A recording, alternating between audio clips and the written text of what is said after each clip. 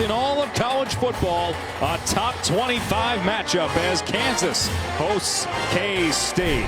Championship implications to this game as well in the Big 12. K-State still in the hunt to defend their title as we look at the Big 12 standings. Oklahoma survived a scare from BYU. Oak State is up on Houston as we speak, and a three-way tie, believe it or not, would favor K-State at the top of the league. There could be a four-way tie still by the end of the day. Pretty remarkable stuff in the Big 12. Alex Fouts, Petros Papadakis here with you. This should be a lot of fun. K-State coming off a big bounce-back win last week. KU would love a similar story of their own, but the problem is quarterback health is yet again a story for the Jayhawks. Yeah, they have really struggled with it, and it's been that kind of year, and they're not exactly sure what it's going to be tonight based on the warm-ups. Jalen Daniels is out, we know that. Jason Bean, who's played pretty well as a redshirt senior, can he go? Or Cole Ballard, the freshman, who is very, very wise beyond his years and a tough kid, but he might have to carry the load in this rivalry game against a very balanced Kansas State team. Yeah, meanwhile for K-State, you could probably write a movie script and then a sequel for all the ups and downs in Will Howard's career. What a run he's been on the last couple of weeks. I mean, geez, Alex, what was it, like a month ago we saw Avery Johnson come in, the freshman that everybody's talking about, and score 5 touchdowns against Texas Tech on the road. And since then, Will Howard has solidified himself. He's led this offense, and he's looking like he did last year around this time when he led the Wildcats to a Big 12 title. It is a pretty remarkable story. They've been playing this game continuously since 1910. KU trying to end a 14-game losing streak to K-State. The 121st Sunflower Showdown is next.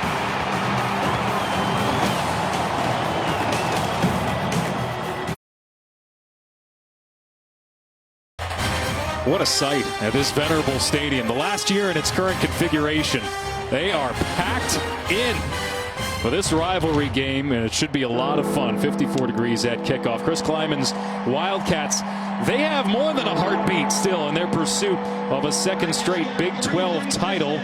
Kansas State would lose head-to-heads against Oklahoma State, but somehow if it's mashed up for second place, they'd be in better shape. Lance Leipold's Kansas Jayhawks, man, they really wish they could have had a healthy Jason Bean last week in their loss to Texas Tech. All right, stay in the game, sponsored by Hampton by Hilton for the stay. What are the keys, Petros? Well, Kansas State has got to start fast and don't look back, kind of like they did in this game last year. Create that doubt for Kansas, who doesn't really know what they're going to do with the quarterback situation and how it's going to play out. Kansas needs explosive. They need big plays to kind of counteract what the Wildcats do, which is so methodical and so bludgeoning.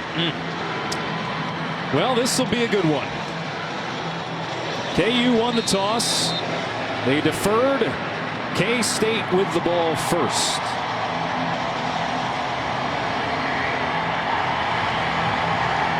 Over a century's worth of history in this rivalry. Going back to the very founding of these two universities. Well before there was football even played. Underway in the Sunflower Showdown. And the Wildcats will begin at their 25-yard line. Will Howard, senior from Pennsylvania, is now the all-time leader in Kansas State program history for touchdown passes. He said earlier this week it still hasn't sunk in, given all that he's been through. He was a backup, remember, for so long behind Skylar Thompson. Adrian Martinez finally got the reins, nearly had his job taken, and look at him now. He's in control, and that's the guy they need, the big-bodied guy who can run the ball and throw the ball and control this offense. Howard, play fake on first down, steps up, throws down the seam, and he's got his man, Chase Brown, the freshman from Florida. Huge play for K-State right off the hop.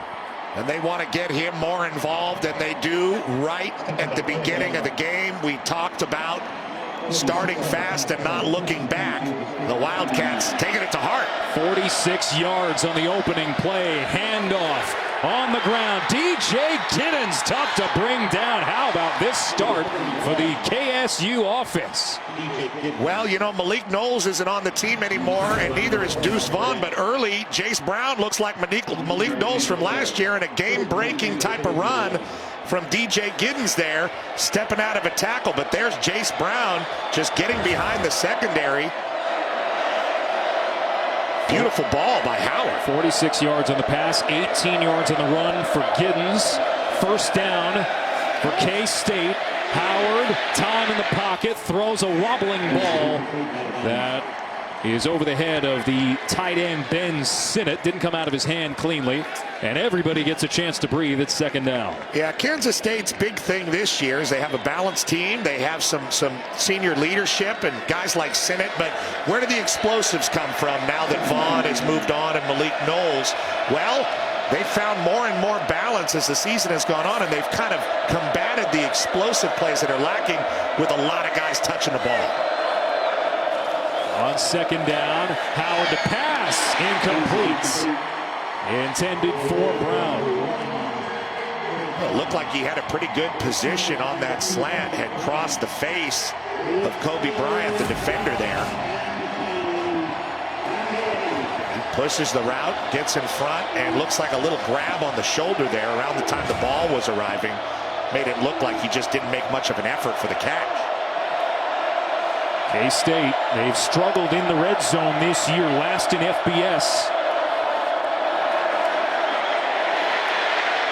And this pass back to the end zone for the touchdown. It's Sinnott. And against a Kansas team that has struggled to get stops in the red zone, they just struggled to get any stops. Kansas State roaring out to the opening score. And the Wildcats come out throwing. What a route by Sinnott, turning his head to the left, kind of feinting to the corner and then coming back across the back of the end zone. And Howard's made that throw to that guy a bunch of times. The things that Ben Sinnott does for this offense: blocking, H-back, fullback, tight end, catching the ball, breaking plays down the field, red zone. He is a Swiss Army knife to believe in if you love that kind of H-back play. First team all-conference selection, 5 plays, 75 yards, a minute 16, and the Wildcats land the first punch. Kansas State just comes out throwing, only one run on the first drive. Howard very comfortable in that pocket, working progression, very patient, waiting for Sinnott to make that move and come across the middle. And did he just do the flying splits in the end zone? Something like that. Boy, what a whirlwind season it's been for Will Howard, from fans calling for his benching midway through the season to being part of this turnaround. Last 4 games, this is before tonight, passed for 12 touchdowns, just 1 interception. The only power conference quarterbacks who have been better over that span, LSU's Jaden Daniels and Bo Nix at Oregon, who had another big game here today. Jace Brown with the explosive play on the drive, a career-long reception for him. And now Howard with 13 touchdown passes the last 5 games. Sinnott, who was responsible for a rushing touchdown 2 years ago against KU, gets the Wildcats on the board to start. And now Kansas at 7-3 on the season, trying to clinch an 8-win season for the first time since 2008. What's been a magical year at times with this Jayhawk program. They'll take the touchback and start at their own 25. So who leads them out? That's the question. Everybody wants to know, is Bean healthy enough to take the field?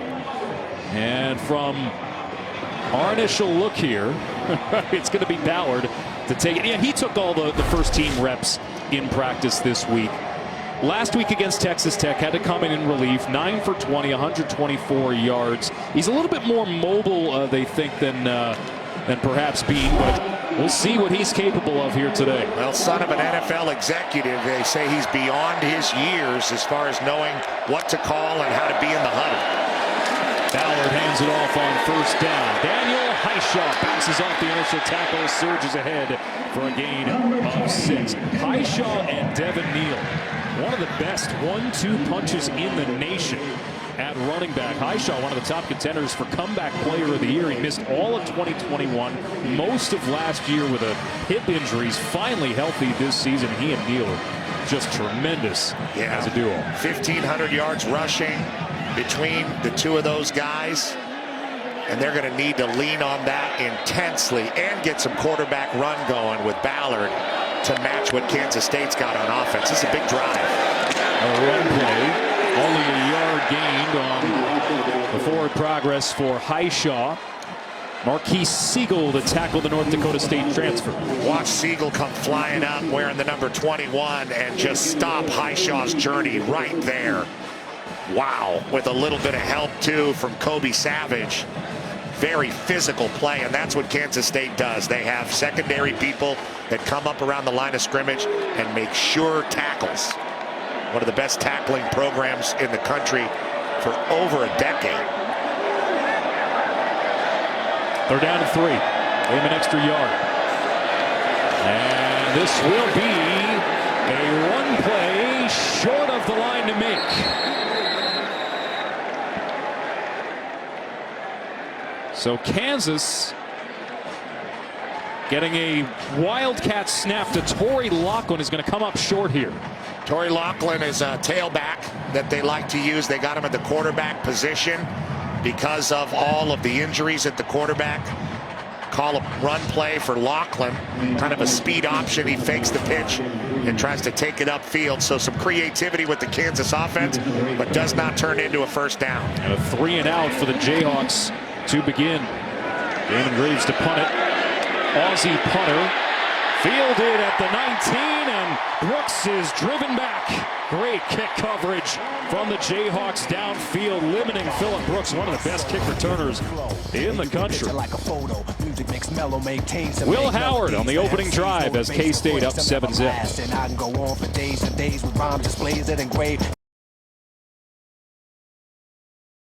Kansas State coming in and balling out in Lawrence. The first drive, absolutely surgical. The long throw to Jace Brown. Giddens with a nice run, physically finishing. And then Howard finds Sinnott in the back of the end zone, and he does the knee dab there, Alex. Yeah, I knew there was a proper term for it. So K-State to begin at their own 12-yard line. They are 7-1 when scoring first this year, and have now scored points in 9 of their opening drives this year out of a possible 11. Well, if they're going to chew up yardage on the ground here today, it's going to be a long night for the Jayhawks. Giddens has been very reliable this year. DJ Giddens out of Junction City, Kansas, knows where to take the ball, usually finds the right hole. Pretty good ball security and gets a good push. He's a long running back. 6'1", so that 212 pounds is distributed pretty high. Howard to pass on first down. He hits Giddens, who gets upended hard by Mello Dotson, one of the top defensive players for Kansas, and he is slow to get up. Yikes. Dotson then flying up there and going low on a big-bodied guy in Giddens, and he puts the shoulder right on the thigh, and looks like he caught the worst of that there. DJ Giddens, not the flashiest player, but very, very proficient catching the ball out of the backfield. 27 receptions now, couple of touchdowns. Dotson, good to see him get up under his own power. Might have just been stunned there. And one of the top pass defenders in the Big 12. So a 4-yard pickup for Giddens before the hard collision. K-State coming in. We know what their offense is capable of.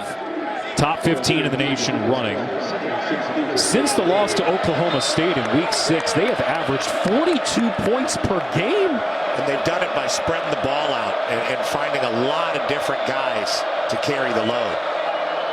Of course, had that gut punch loss in overtime to Texas. But a big bounce back last week against Baylor. Trayshawn Ward here with the carry. Sets up a 3rd down and 4. I don't want to overstate.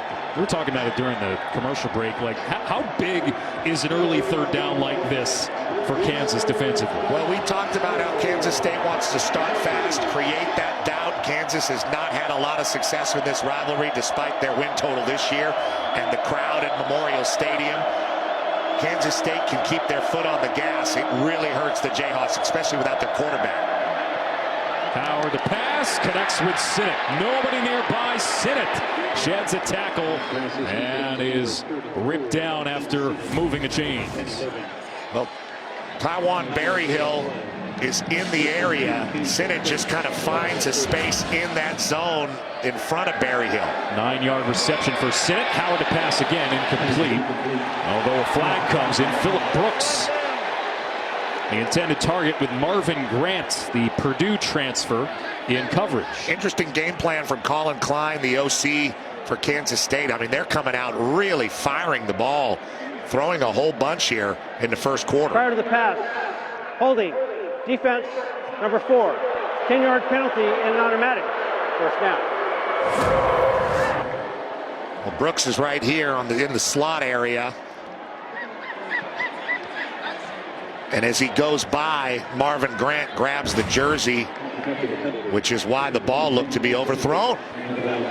Good call. The ball up near midfield now after the penalty.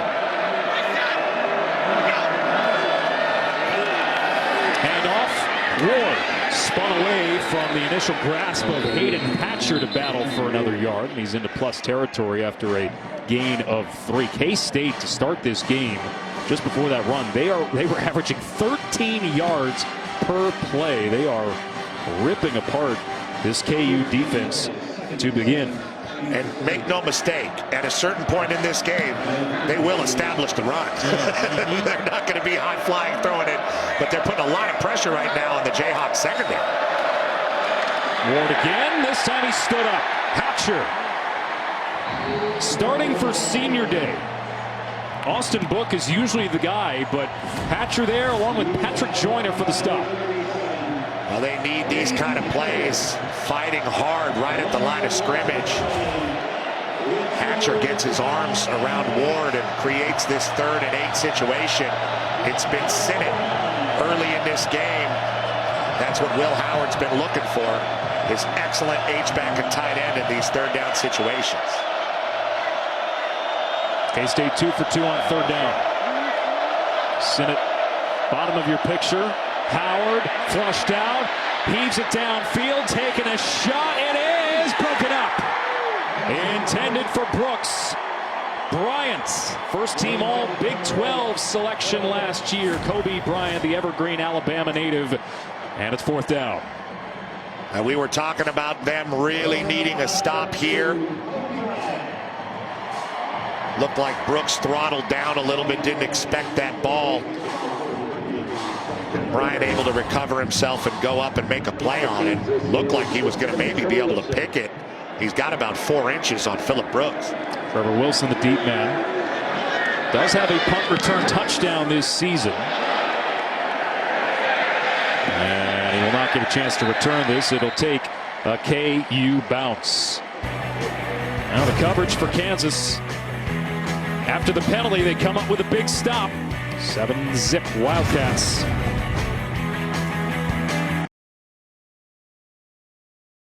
All right, so the winner of this matchup dates back more than a century. They will receive the Governor's Cup. There is actually a dispute, Petros. Oh, yeah? Of the all-time win-loss record. How did we lose track? Between the two schools. Well, there was a game that was technically vacated, forfeited. There's a little bit of a question on the 65, 50, and 5.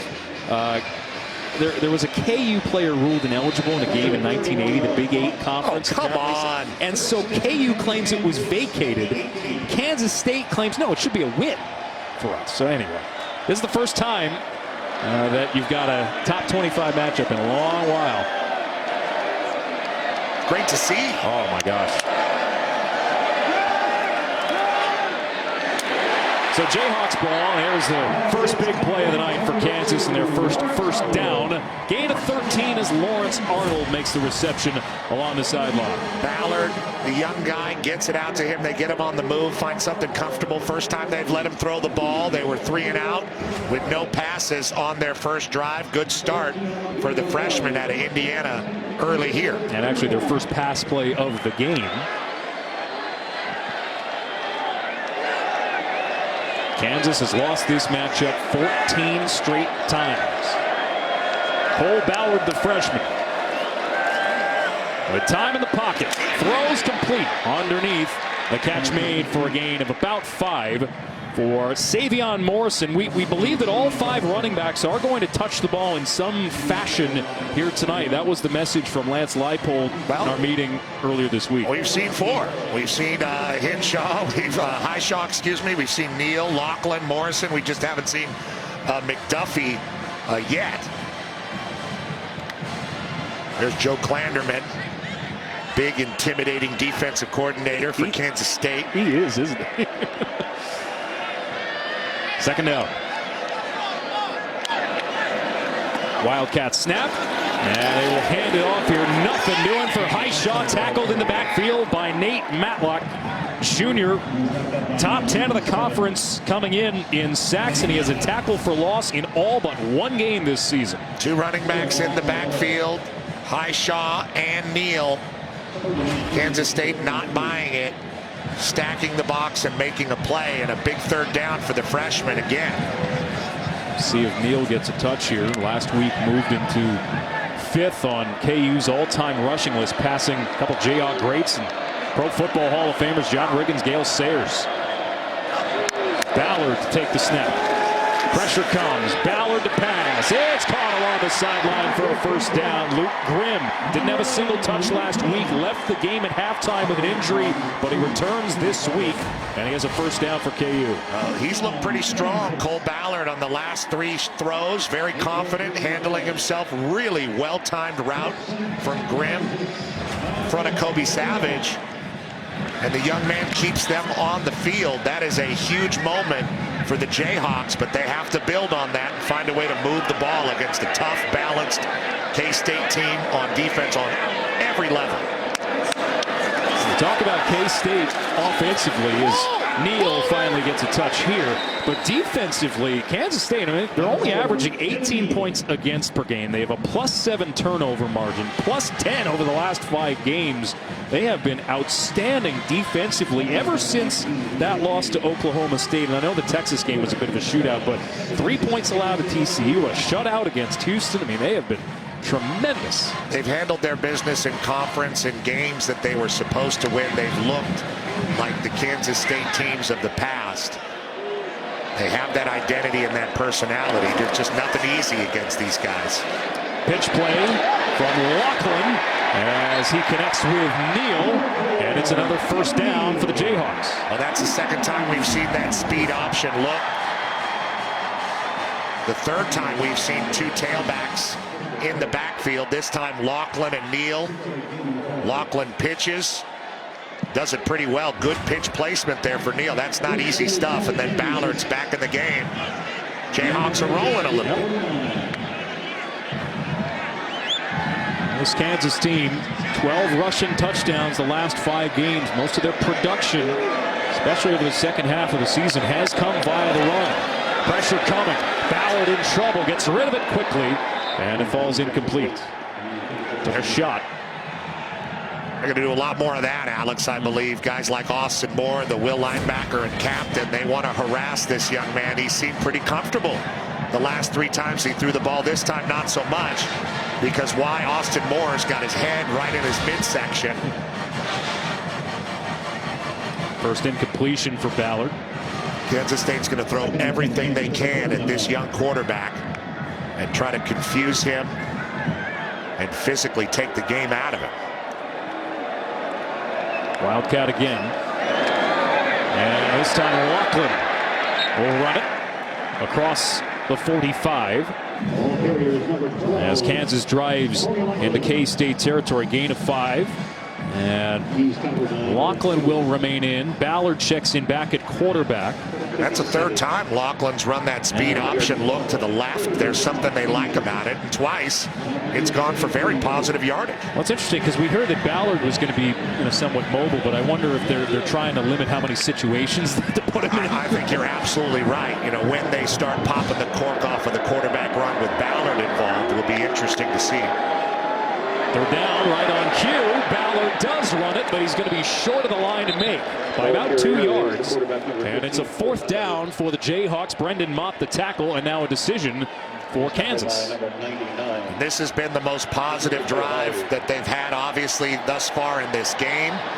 They were able to get Kansas State off the field after a brilliant, dominant first offensive drive from the Wildcats, and they are going to keep Cole Ballard, the young man, on the field here. 4 for 14. Not a great percentage. In fact, second worst in the Big 12. 0 for 2 last week. Empty set. Ballard to pass. Has time. Locates and connects for a first down. Quentin Skinner enters the week top 10 in FBS in yards per reception. And the Jayhawks move the chains. Well, this is tough to do and a tough ask for the young quarterback, but he drops back and is not afraid to throw that ball to Skinner, even though he was well covered. On his back is Jacob Parrish, and he still slides that in. Trusts Skinner, throws it right into the middle of that 0, and the Jayhawks remain on the field. 4th first down of the drive for KU. Jared Casey, one of the tight ends in motion. 11th play of the drive. And it will be Neal. Stutter step for Neal. Slips a tackle down the sideline. Touchdown, Kansas.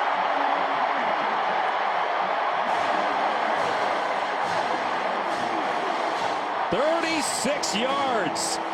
And one of their top offensive weapons hits pay dirt. All it takes is one broken tackle. There it is, right there. VJ Payne, and then Neal's got great feet. Some of the best on the sideline in the country. Chops those feet. A bunch of Wildcats fall over each other trying to get to the edge, and that's the kind of big play the Jayhawks needed. Huge for them to answer and try to tie this game up. 5th rushing touchdown the last 4 games, and with that run, Devin Neal crosses the 1,000-yard mark rushing for the 2nd straight season. Top 5 all-time at KU on the all-time rushing yardage list. What a run from Devin Neal. And the Jayhawks have tied it in the Sunflower State.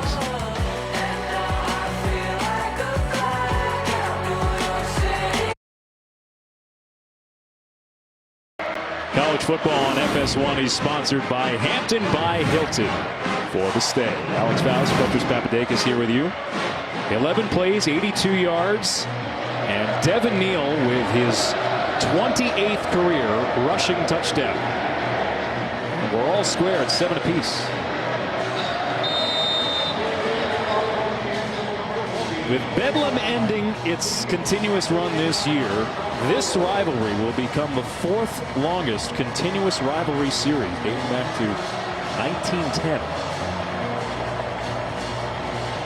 K-State has won 14 straight meetings. And Kansas would love nothing more than to dash the hopes of the Wildcats to defend their Big 12 title and end that long run of futility. So Will Howard with that explosive drive to begin. Kansas' defense finally stiffening up and providing some resistance the last drive. And we shall see how Kansas State responds. They definitely have the more experienced play caller under center. They don't have the explosive players on the perimeter that Kansas has, but probably the ability to have more sustained drives. Play action, Howard to pass. Sideline incomplete, intended for Sinnott. It looked like he got turned around on the route. 2nd down, covered by Kobe Bryant. And they really have leaned heavily early in this game. Just 1 quarter in as we get to the end of the first, but they've been throwing the ball a whole bunch. Worked out brilliantly in the first drive. Since then, a little stuck in the mud. Keep in mind, all 3 losses for K-State this year have come on the road. They hand it off, and Kansas limits the run there to just a 4-yard gain for Ward. 3rd down.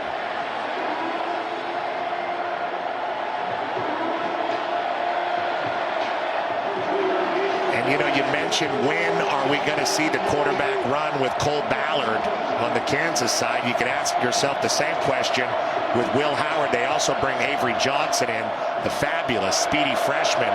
And he's had a lot of success running the ball as well this year. Throwing too. Limited snaps, though, the last 3 games. We saw him when he first burst onto the scene. 3rd down and 8 here for K-State. Howard calls out a play and finds his man Keegan Johnson. He's going to be about a yard shy of the stick, though. And it's 4th down. Yeah, they dropped 7 guys, and Howard had a little bit of trouble looking for somebody. He did direct Keegan Johnson to the right area and was able to complete that ball. Johnson made a great effort for the stick. And they're bringing out the punt. 3 and out for the Wildcats. And after a heart-and-throat opening series defensively for Kansas, they force back-to-back punts here from the Wildcats. Play clock down to 5, down to 2, and they barely snap it in time. Big blow to the punter, and it's fair caught at the 24-yard line by Trevor Wilson. So the Jayhawks to take over and what's been one of the longest rivalries in the country.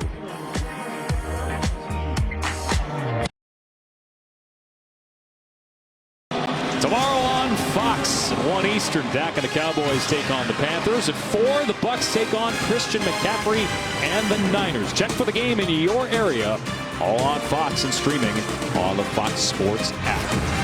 7-7 game in Lawrence. Alex Faust, Petros Papadakis here with you. KU scoring to respond to a K-State opening drive touchdown. Kansas coming off a loss to Texas Tech last week. A frustrating day after the injury to Jason Bean. David Neal rushed for 137 yards and a touchdown, but Tech's defense stymied the Jayhawks. Red Raiders won the game, the last-minute field goal. Run play here for Highshaw, and it should take us to the end of the first quarter. There's 2 yards on the ground for Highshaw. Rushing touchdown of 36 yards for Devin Neal. The KU score. See if they run one more play here. Nope. We'll finish 15 minutes.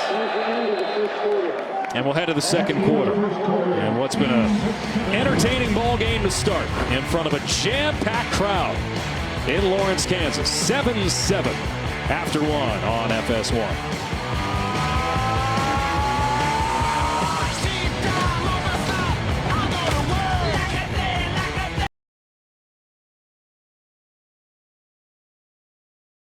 Wildcat playing some rock, paper, scissors with a K-State fan.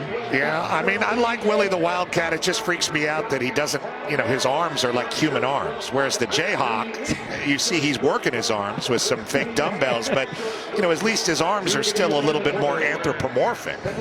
I've always thought that Willie the Wildcat was missing part of his costume. That'd be Big J. Run play. And a big one. Oh, fumble from Ballard. Scooped up by K-State. Did they keep it? It's pushed forward. Who's got it? Cole Ballard surging ahead at full speed, but the ball was exposed and he fumbled it forward. Did the Jayhawks recover? Dominic Pooney, 67, the left tackle, may have gotten back on top of it, and a bullet dodge for the Jayhawks. Well, that ball just comes flying out because of a great tackle of the ball by Desmond Purnell, and then it gets kicked way down the field, and you see Pooney ends up with it.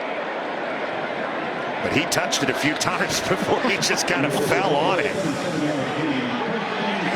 Will Lee, who was banged up earlier this season, missed a little bit of time with injury. What a break for the Jayhawks. Oh, massive. Wildcat snap. Laughlin with blockers trying around the corner. Beg your pardon, this is Neal trying around the corner. And it's a first down for Kansas. Sorry, a gain of 8 for Kansas. Second down. Devin Neal, great moves on the perimeter again. Breaks another tackle. That time Siegel.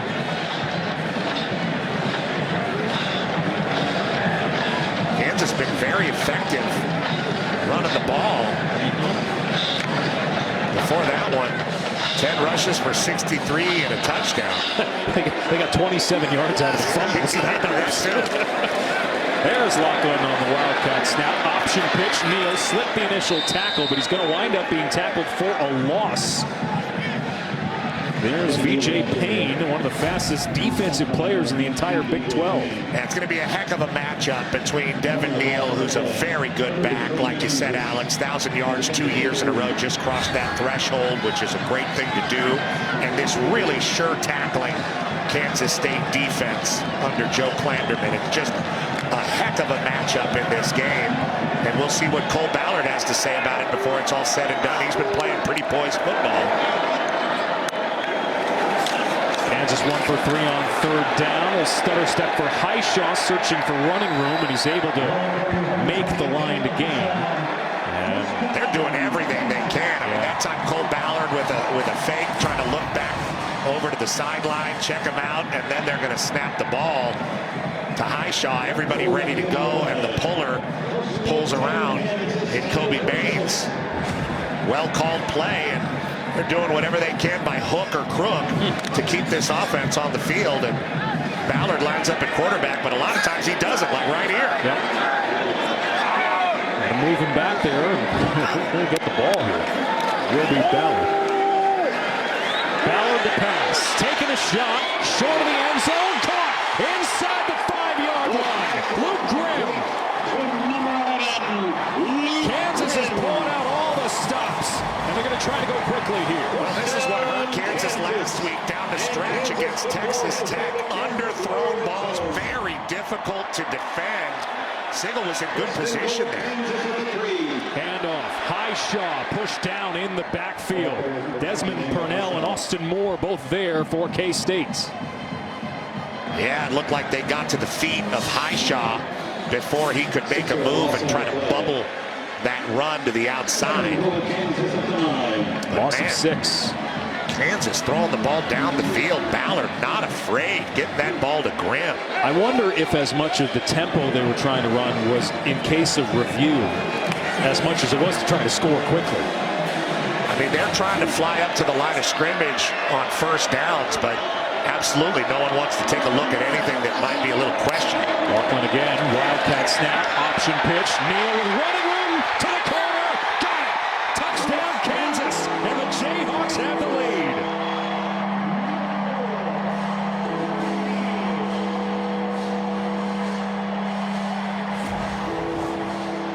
Well, here it is.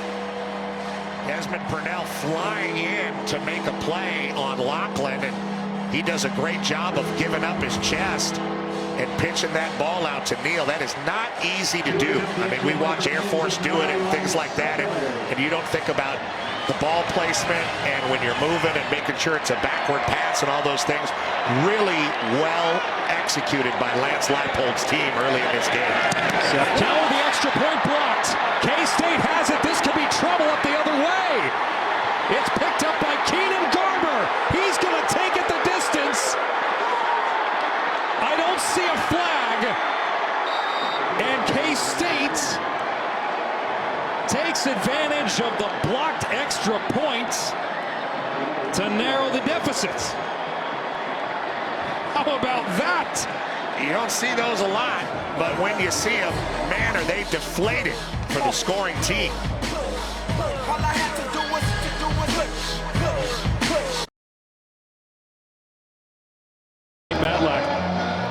He's been a pretty good player for K-State defensively. Breaks through the line and comes up with the block. Yeah, there he is right there. And if you're going to block a PAT, you better get there in a hurry. And you see what a wonderful hurdle he made. He didn't use anybody's bodies around to launch himself up.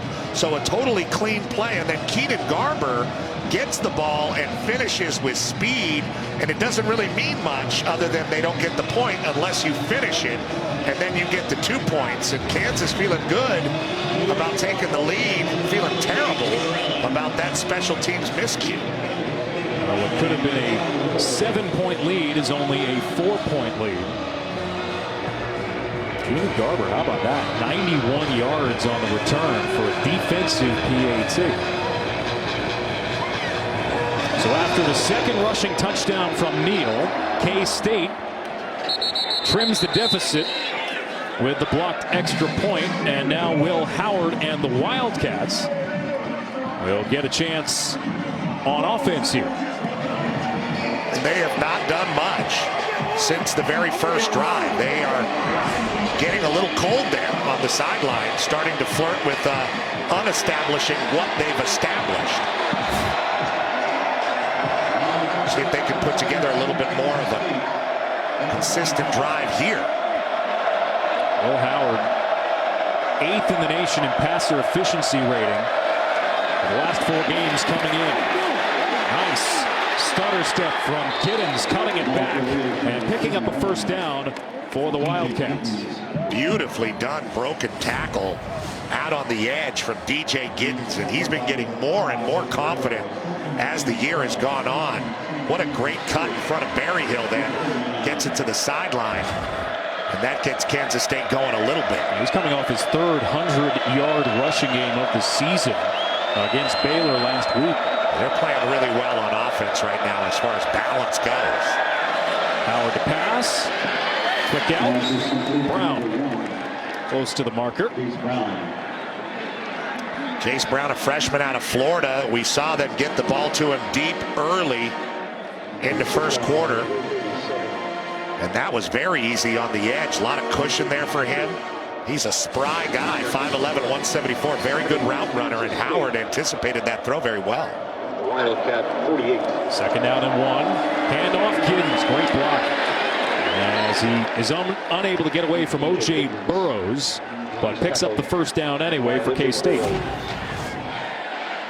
Yeah, look at these big linemen coming around. That's Hayden Gillum, the center, walling everybody off. Cooper Beebe, the captain, left guard, playing great. Yeah, they came into the season with 5 returning starters on the O-line. Their O-line just named a semifinalist for the Joe Moore Award.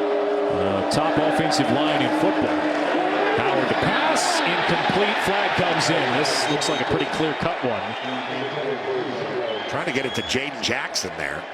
Bryant in coverage, but it looked like he made contact well early of the arrival of the ball. Pass interference, defense, number 0. Automatic first down to spell the foul. Well, 0 is the receiver. It's 2 there. Kobe Bryant, who is the guilty party, just up the back of Jackson before the ball arrived. Pretty easy call, as you said, Al. Both penalties for Kansas on defense. Only averaging 4.5 penalties accepted per game coming in.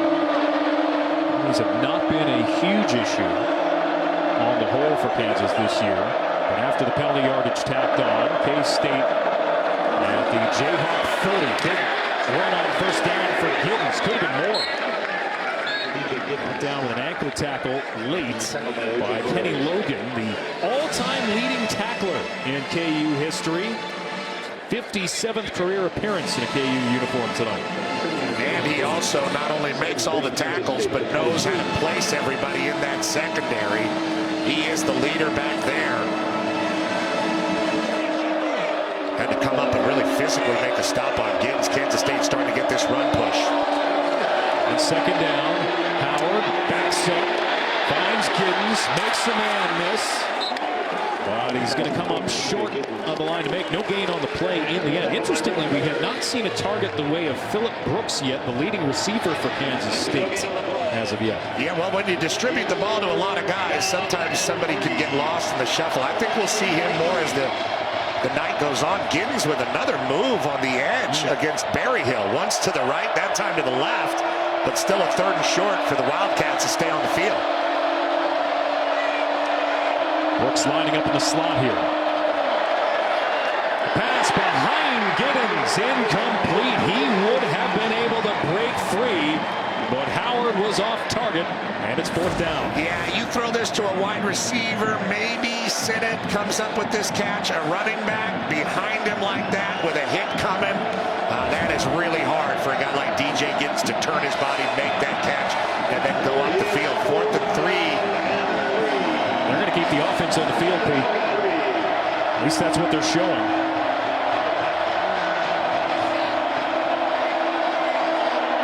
That's a gutsy call early here from Colin Klein. And that's a bluff. And credit to the Jayhawks for holding their water as K-State calls timeout. Timeout. Kansas State, their first of the half. 30 seconds in length. Sometimes you do that early in a game. You line up on 4th and short to see how they'll line up against the formation that you're putting out there. Perhaps that was the idea behind what Chris Kleiman and Colin Klein were doing there. But Kansas State not generally a huge risk-taking team. This is a very solid program under a very solid head coach. Program builder.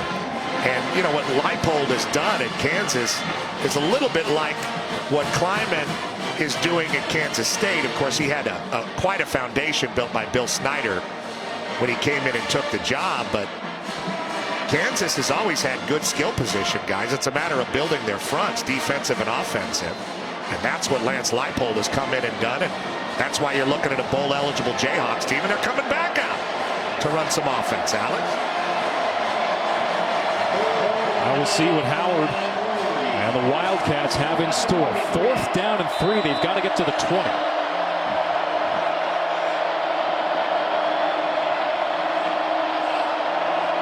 Brown in motion.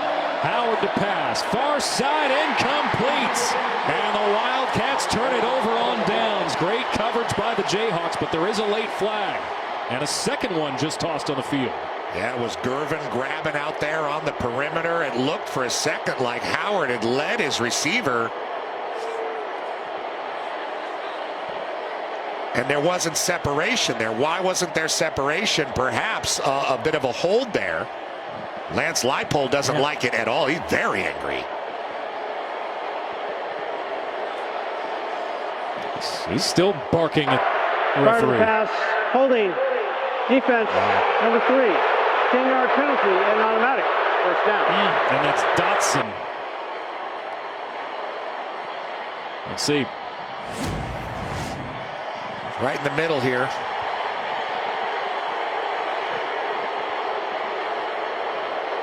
If they were calling out 3, that's the wrong number. Yeah, but they love it there. Hey, and then sad. They thought they had it. There was a late flag. So after the penalty, Wildcats keep it. First down. Giddens wrapped up at the 10-yard line after a gain of 3. Tackle made by Gage Keys, redshirt sophomore transfer from Minnesota.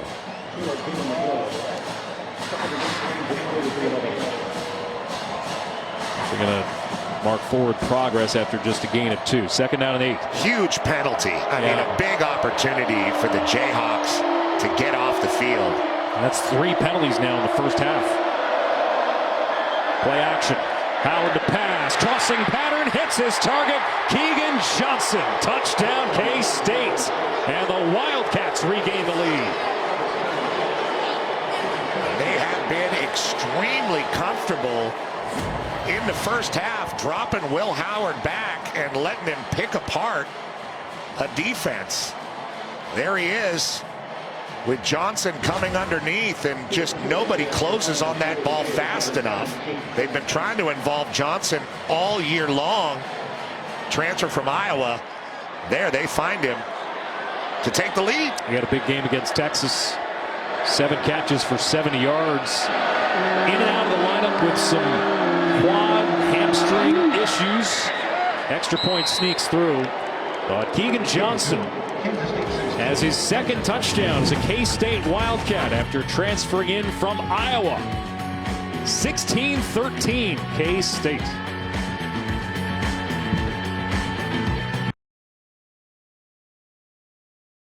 College football on FS1 is sponsored by Hampton by Hilton for the stay. If you've never been to Lawrence, Kansas, let me tell you, it's surprising in its rolling hills, natural beauty. It's awesome. 8 plays, 75 yards for the Wildcats. I'll climb you up to the top of the Campanile, Alex. Enjoy that. Next time. Top 25 matchup in the Sunflower Showdown, the 121st renewal. Big 12 title implications for K-State. They are still very much in the hunt, especially with the results this week. And keep in mind, they play Iowa State, so they would control their own destiny theoretically going into next week. Let's see what the Jayhawks have for an answer. And again, that 3-point swing with the block extra point is exactly what you're looking at right now with that 16-13 score. And that was a momentum moment, right? When Matlack blocked that PAT, it took a lot of the momentum away from Kansas and gave it back to Kansas State.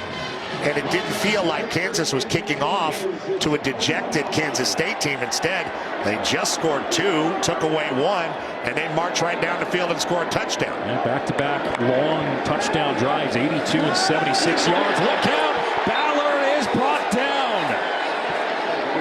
It's Khalid Duke.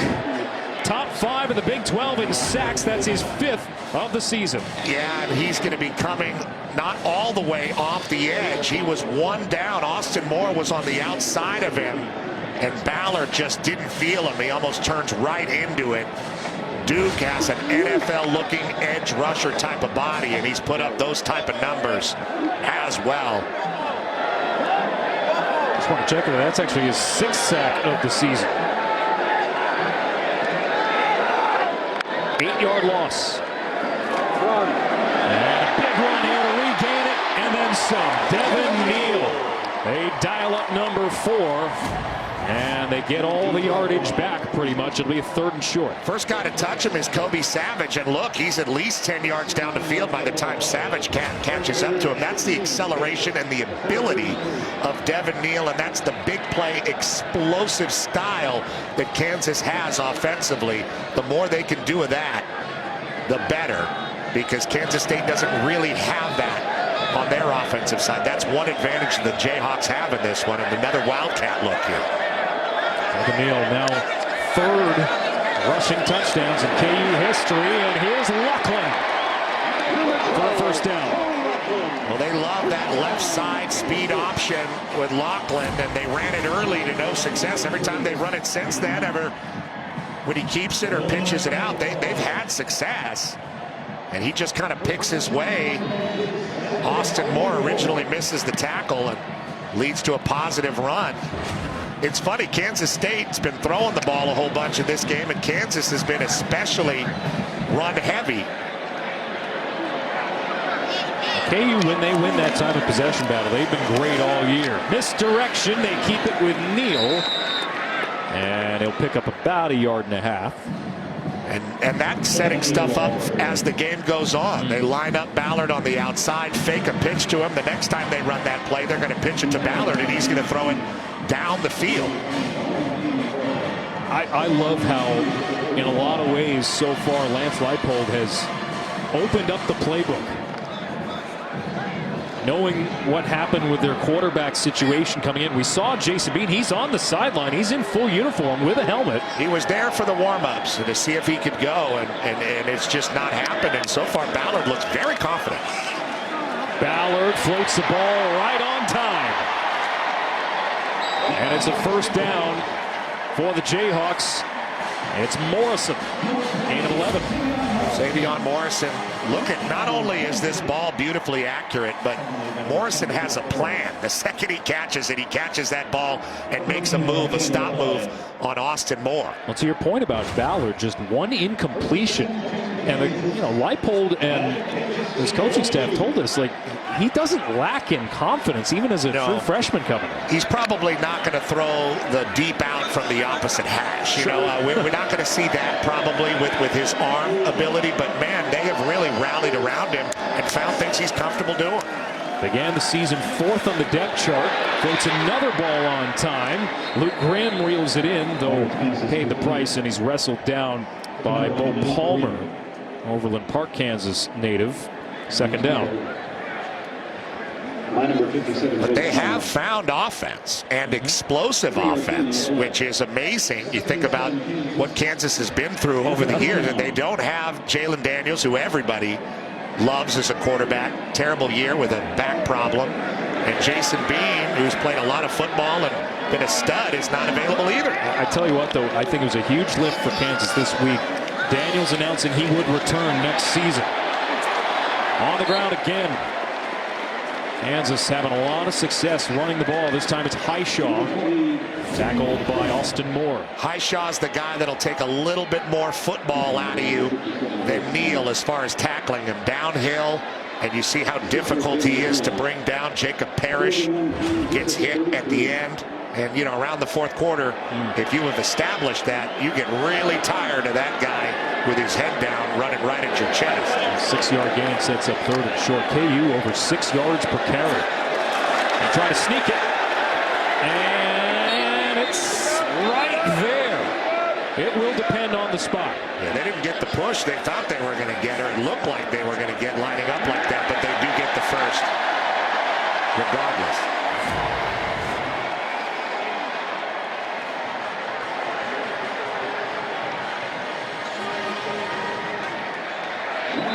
I know Lance Leipold, this is only his third season here. He didn't. Previous play is under further review. They're going to look at Well, it. on the I field don't was know that the line what of they game can was see. made. I mean, we have a cart down there right on the You know line. who can see it?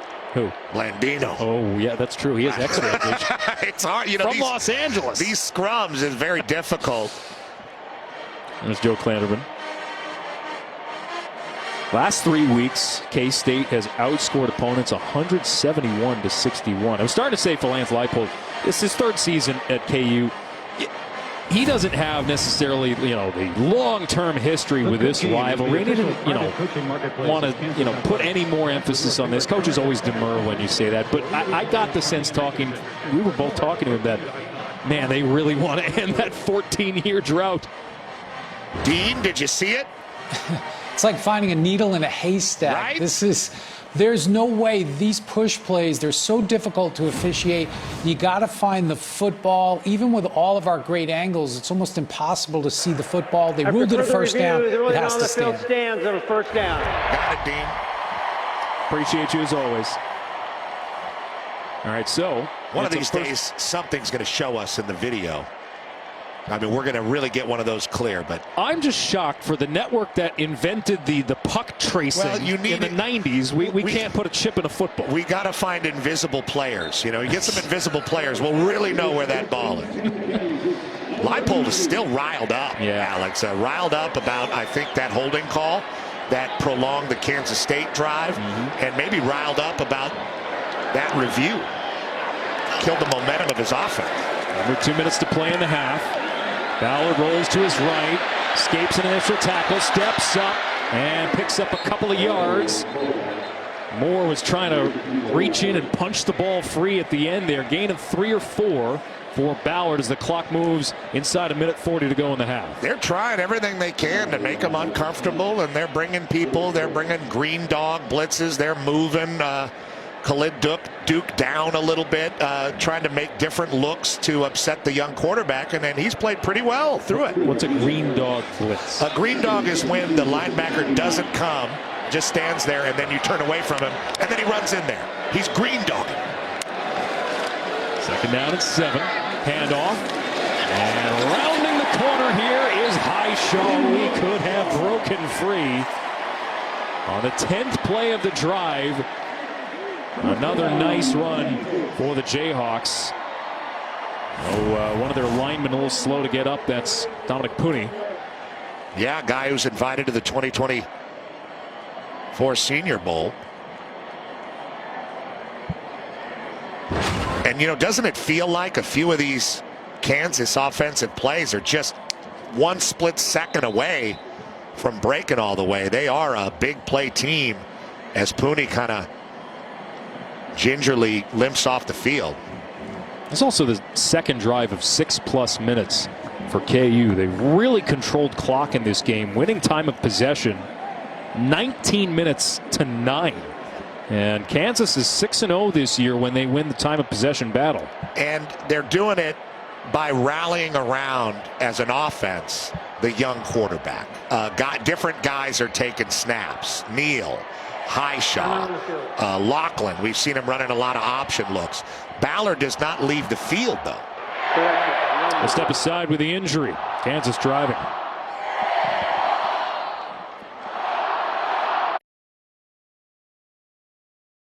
Just a reminder, coming up next, State Farm halftime show. We'll send you to Mike Hill in Los Angeles. A lot of interesting games today. Even Big 12, man. BYU gave Oklahoma a big-time scare. You know, BYU can really pop up and beat anybody at any time. That's kind of the program they've been. But what can they do week in and week out?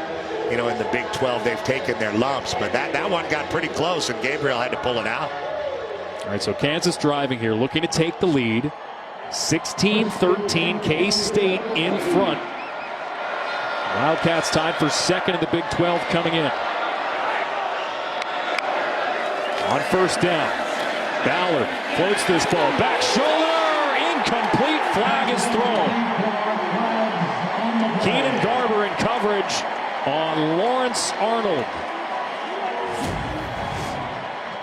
This one pretty clear. That's First of all, he's got a hold of the jersey there and then comes over with the other arm. But the grab on the back of the jersey to where you can't read the number or the name on the back of Arnold's jersey there is what drew the flag.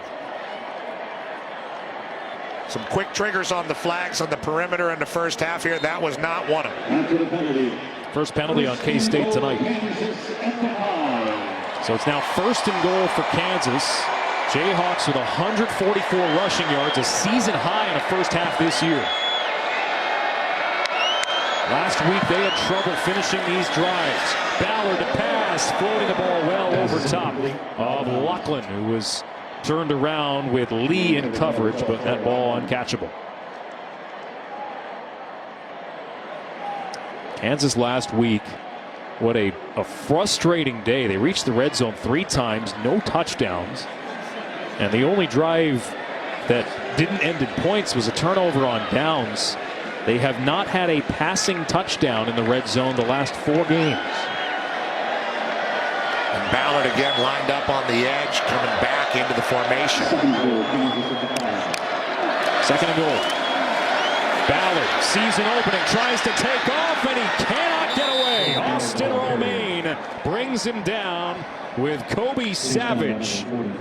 Third down. This is a young guy that's been playing a lot and getting better and better as the year has gone on. An angry young linebacker in Romaine. He's had a broken hand and all wrapped up, but able to still get arms on Ballard and bring him down, force a third and goal. Timeout. Timeout, Kansas. They're first in the half. We'll step aside. Half a minute to go in the first half.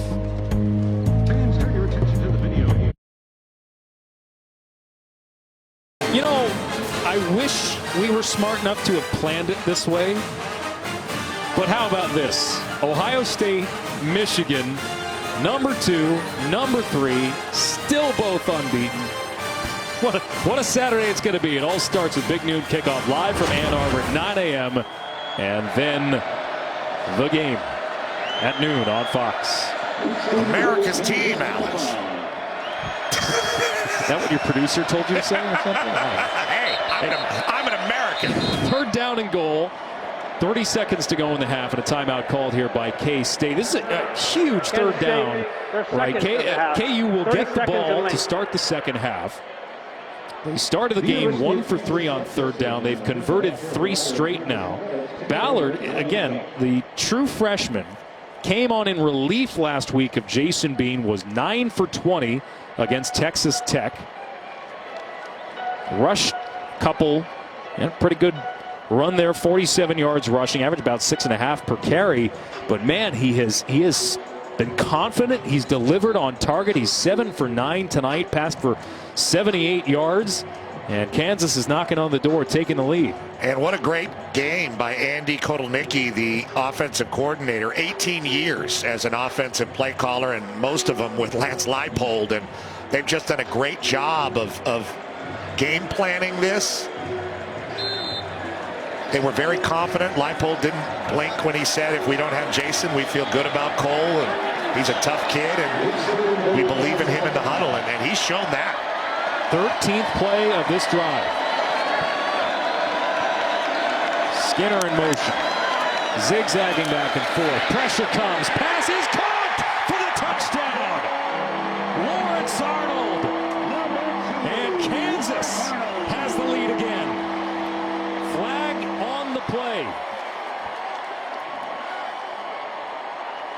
looks like they got Ballard after the pass, so likely that the touchdown will stand. That was a huge hit onto the quarterback. And he hung in there. Ballard shown just all the courage you would want. Is a touchdown. Personal foul, roughing the passer. Defense, number 45, driving the quarterback into the ground. That penalty will be enforced on the kickoff. Well, we talked about the young, angry linebacker, Romaine, and it looks like he drove him into the ground, as the official just explained. And that will draw the flag these days. Another long, productive, completed drive for the Jayhawks. 13 plays, 75 yards, 7 minutes off the clock. Well, we'll see if they can convert the PAT. Kansas State's only had 23 snaps in this game. Yeah. I mean, there's no room for error if the other team is going to hold on to the ball like that. Just a great game plan by the Jayhawks. The kick is good. 20-16. There he is, Ballard just hanging in there, knows he's going to wear it hard from somebody. And Arnold is just standing there in the middle of the end zone. Didn't have to put really anything on the ball, just get it out to him. And he was able to do that. Takes a hit, but it doesn't matter. Really impressed with the offensive game plan, the overall courage of Cole Ballard, and the way the team is kind of rallying around him to create offensive momentum, even though he's just a freshman and he's a third-string guy. Chris Kleiman's turn to have a word. What a game so far. Our third lead change of this first half. Yeah, and I guess if there's one thing that Kleiman and Leipold would agree on in this first half is that they don't love the officiating so far. Both of them have had some real sideline heated exchanges. Just the fourth time this season that Kansas has scored 20 or more first half points. They did wind up losing to Oklahoma State. They led 25-24 at the half, lost that game 39-32. 26 seconds to go in the half. And again, that time of possession advantage, 1950. It's a season high for a first half for Kansas. They just were in control. Now K-State with one timeout, knowing that KU will have the ball to begin the second half. I'll just take the touchback here. Tabor Allen with a kickoff, and now Will Howard with 26 seconds to work with. But you're right. I mean, the lack of snaps. It's only at 13 pass attempts. Yeah, and so it makes it so every snap is that much more meaningful. And we've seen some of this with every team because of the rule change. But Kansas has done such a great job of keeping the ball away from this. I mean, it's usually the Wildcats that are eating clock with their balance and moving down the field and keeping you cold on the sideline. And they're not going to take much of a risk here, just handing the ball off to DJ Giddens. And that should take us to the half. What a game. This has been fun, partner. The 121st renewal of Kansas and K-State in front of a raucous environment in Lawrence. Kansas is ready to play at home. K-State's going to have to make some adjustments around what Cole Ballard and this offense is doing. Jayhawks with the lead, looking to snap this long head-to-head losing streak, 20-16 at the half, as we send you to Mike Hill. That's right, in our LA studios. Welcome to our State Farm halftime show. Mike Hill hanging out with Bruce Feldman. What a game. 20-16, Kansas leading that one in the first half. Second half coming up momentarily. Over on Fox, Iowa State leads Texas 3-0 that game late in the first quarter. Before our State Farm halftime highlights, we're showing Oklahoma, the team that gave Texas its only loss of the season, 14th in the nation, taking on BYU, and BYU giving them a game today. Another backup quarterback, Jake Retzloff, really played well, made some plays with his legs here, slung it around pretty good, but ultimately, Sooners a little too much for him. Yeah, Gavin Sawchuk right here, 16 tough yards, getting into the end zone. That's your game winner. Oklahoma still in control, trying to get into the Big 12 championship game. They win their 9th of the season. Oklahoma State, Houston, Oklahoma State still in the mix as well. Ollie Gordon, the second. 6-yard touchdown run. Yeah, big recruit who's been a revelation in the Big 12 this year, making plays, and this is a good comeback win for the Cowboys on the road. Yeah, Gordon the second had a huge game, 164 yards and 3 touchdowns, and the Cowboys 43-30 win.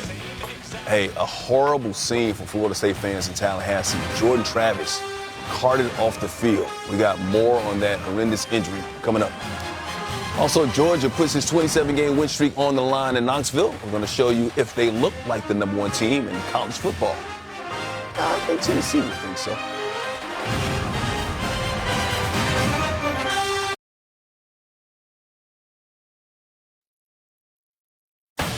Welcome back to the State Farm FS1 College Football Halftime Show.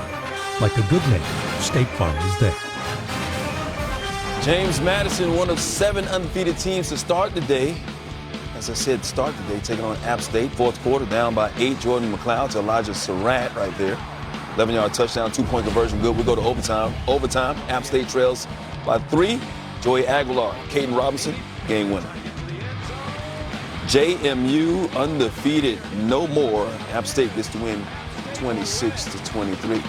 So 4th-ranked Florida State, one of those 6 undefeated teams remaining, aiming for a college football playoff spot, but their hopes took a major hit tonight. Look away if you're squeamish here. Jordan Travis, their Heisman candidate right here, running, looking for a first down. He got it, but this is not what you wanted. That leg did not look good. Carted off, left the stadium in an ambulance. Our thoughts, our prayers are with that young man, fine young man, excellent young player. But Florida State has to do it without him now. Relying on that running game there. Yeah. Feely right there. Yeah, Tate Rodemaker steps in. He did lead them to a win on the road last year against Louisville. We'll see what happens going forward. A game in progress right now. Number 10, Louisville at Miami. Louisville trying to get into the ACC championship game against Florida State. Jack Plummer, Kevin Coleman Jr. right there. Cardinals up 38-31, fourth quarter. 4th and goal, final chance for Miami. Tyler Van Dyke's pass incomplete. And Louisville gets into that championship game against Florida State. Georgia in the SEC championship game, taking on Tennessee right now. You see Peyton Manning, Dolly Parton, they sing Rocky Top before the game. Tennessee scored opening possession, first play of the game, but it's all Georgia after that. Carson Beck. Carson Beck's got it rolling there. He's almost overshadowed, I think, by Milroe and certainly Jaden Daniels. He's had a terrific season, building to something bigger. Here go the Dogs. Georgia wins at 38-10, and that was their 28th straight game. By the way, that was their first win against a ranked opponent on the road during this winning streak. But they have been dominating, looking to complete the three-peat this year. Meanwhile, Michigan, of course, big noon kickoff, taking on Maryland, number 3 team in the land. Michigan's defense gave up 24 points, the most points they've given up all season, but their defense opportunistic today. They are. Mikey Sanders still number 0, their nickel. The leader of the defense, maybe the whole team, made 2 huge plays today to close the door on the Terps. Michigan wins at 31-24, 1,000 win for Michigan, most in the nation in the history. Minnesota, Ohio State, of course, Ohio State. Michigan next week. Ohio State taking care of business and that running game getting going. Yeah, this is a bad dude. When he is healthy, Travion Henderson is as dynamic as any back in the country. Wasn't healthy a month ago. He is now. He makes this team really dangerous because he gives them a dimension outside they do not have without him. 146 rushing yards, 2 touchdowns in the big 37-3 win. Next weekend, of course, it's the game we've all been waiting for. Number 2, Ohio State. Number 3, Michigan. One of the greatest rivalries in all the sports. Adds a new chapter, and once again, this time everything is on the line just like it was last year. Big noon kickoff live from Ann Arbor next Saturday for 3 hours. Coverage begins at 9 a.m. Eastern on Fox. Here's Ryan Day looking ahead to next week. There'll be noise, there'll be everything. What we have to do is we have to do a great job of preparing. We can't do anything different. We have to continue to stay with our routine and then focus on maximizing every minute of this week. And then noon on Saturday is going to come. That's not going to come any faster by us, doing something else. So we need a great week of preparation. And then, we're all in this thing together. We are. I love this team. We've been working hard to get to this point. And so we need a great week of preparation. And then we get on that bus and we head to Ann Arbor. Sharon Moore, the interim coach right now. Nothing in the past matters. All focus on the game. He was not as emotional after today's game as he was last week. Washington, big game against Oregon State. course, Washington undefeated on the season. Michael Penix Jr., the Roma Dunze. Washington up 7-0, but back comes Oregon State. This is a good run game. This is a physical team. This is going to be a long day, long night to get out of there with a win for the Huskies. Penix just 4 for 13 passing, 51 yards, but he's using those legs right there. 5-yard TD run, his third straight game with a TD run, and Washington on top 16-7 as they try to remain undefeated and get into the Pac-12 title game. Meanwhile, Oregon dominating Arizona State today. I should say Bo Nix just went off in the first half. Spectacular, Mike. I mean, 6 touchdown passes, only 5 incompletions, all in the first half. We see all the weapons. We see all the speed. The O-line is good. Ducks are primed to make a run. 6 touchdown passes in the first half. That was an Oregon team record for a game there. Once again, he did it all in the first half. You see the completion percentage could break the FBS record. He's got 40 touchdowns altogether on the season. He has got 2 interceptions. I think he's the front runner right now. Is the Heisman his to lose right now? I think it is his to lose. It's interesting because you have him, who went from Auburn in the SEC over to the Pac-12, tore it up. You got Jaden Daniels, who came from Arizona State in the Pac-12, back to LSU. He's doing remarkable stuff. You got Penix, who has a chance. To me, what Bo Nix has done has been amazing. But the one thing is, there may be a West Coast vote that gets split with Penix out here. Yeah, I don't know. It could come down to that game. If they play again in the Pac-12 championship game, Michael Penix against Bo Nix. And, of course, Bo Nix has Oregon State next week on Friday. That's going to be a tough matchup as well. Once again, Oregon State in a tough matchup right now with Washington. Ducks battle number 11, Oregon State. That's at 8:30 Eastern on Fox. Last year's Heisman winner, Caleb Williams, takes the field at the Coliseum for likely the last time.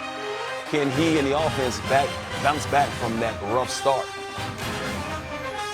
Kansas State getting it done on special teams. Keenan Garber blocking the extra point right there. 20-16 right now. His team down at the half.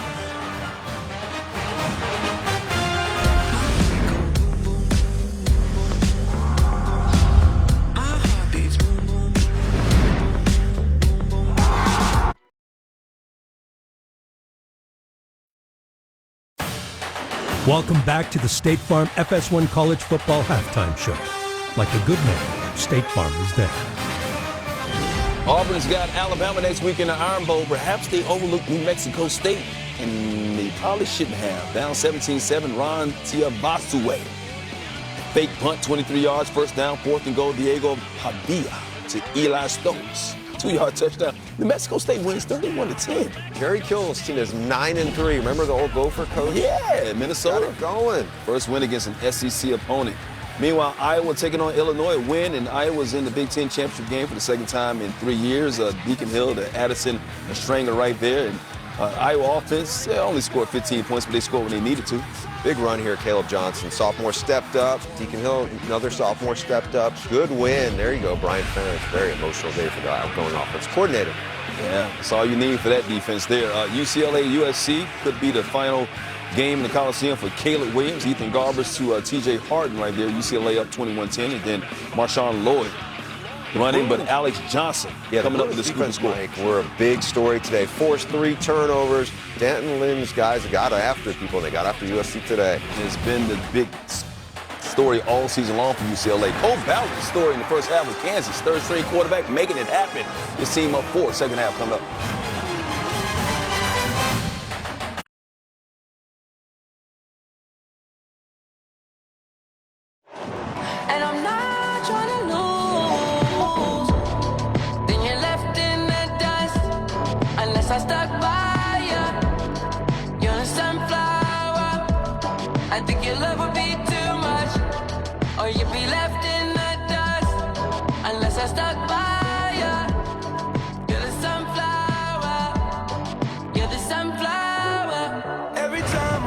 More than a century of continuous play and the Sunflower Showdown.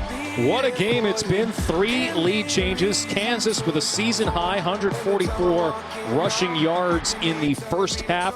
1950 time of possession, and the Jayhawks will have the ball to begin the second. Yeah, it's been a wild game to watch Kansas kind of come in here, and it looked early like Kansas State was going to dominate this game on the road, but Kansas comes in. They have such a balanced attack, running the ball a lot, protecting the young quarterback, and it's that time of possession and the fact that they've taken care of the ball and done a pretty good job there that has kept them in this game, not only in this game, but in control of this game. If you're doing some channel surfing between here and Fox, there are a lot of Iowa State fans that are interested in the outcome here. They're playing Texas. Big 12 championship implications. K-State obviously still has a shot to defend their title, and for Kansas, their whatever shred of title hopes were decimated last week in that loss to Texas Tech. So again, the Jayhawks were winners of the toss. They deferred to the second half. Tremendous game so far played by these Jayhawks, trying to end a 14-year losing streak against K-State.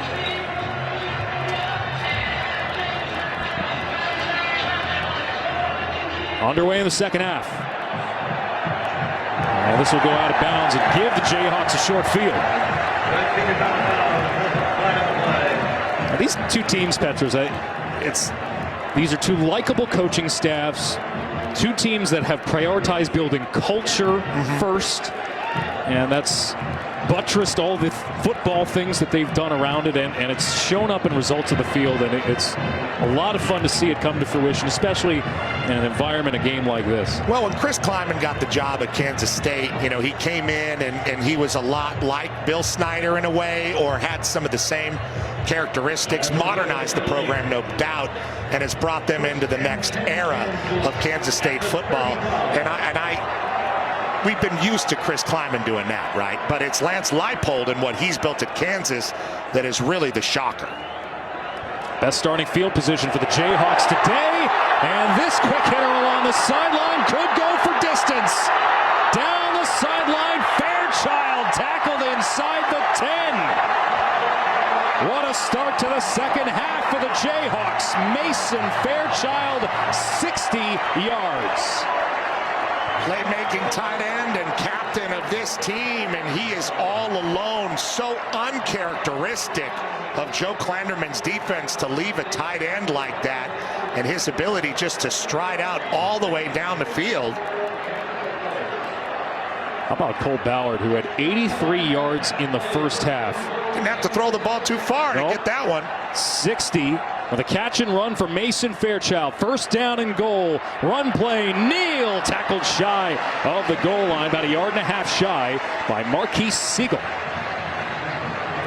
Second down. And remember, to start the game right at the top of the first quarter, the Wildcats came out and just blistered Kansas with a great drive, and Kansas had 3 and out after that, and it kind of felt like, well, here we go. Kansas State's going to dominate another Sunflower Showdown, and ever since then, it has really been the opposite. The game has been controlled by the Jayhawks, and it's very unlikely because of their freshman quarterback, third-string guy, playing great. Option pitch. Neal has another score.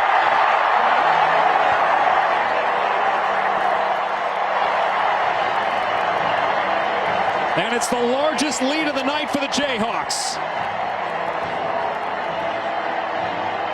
Just unlikely to see this kind of patience from a freshman quarterback in a rivalry game when there's so much on the line for Coach Leipold's team. Ballard so patient there, really just baiting Purnell to come to him, and then makes the pitch to Neal.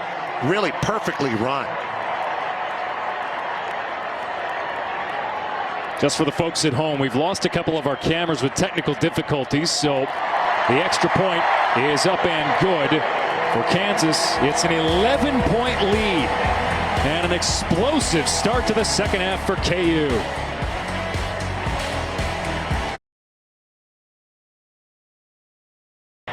Mason Fairchild with the explosive play on the drive, a career-long 59-yard catch and run. The pitch to Devin Neal, who has his third touchdown of the night. That's the third time in his career he's done that. Kansas with an 11-point lead on K-State. Pretty remarkable. And now for the Wildcats, whose championship hopes rest on winning this game and next week against Iowa State. What do they have for a response?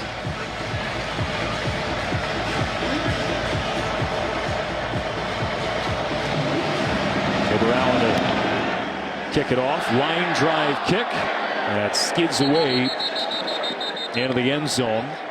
And so the Wildcats, who haven't had the ball yet this half, will have a chance to respond. And maybe that's been the story. 10 total minutes of time of possession.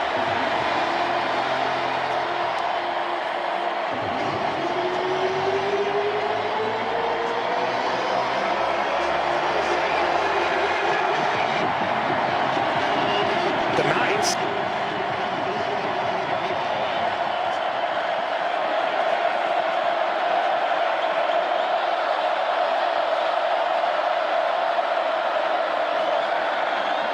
Sinnott in the flat.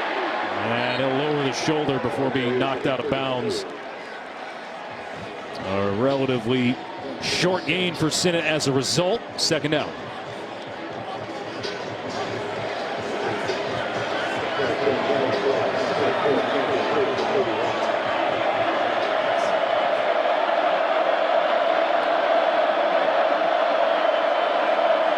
Second down and 4.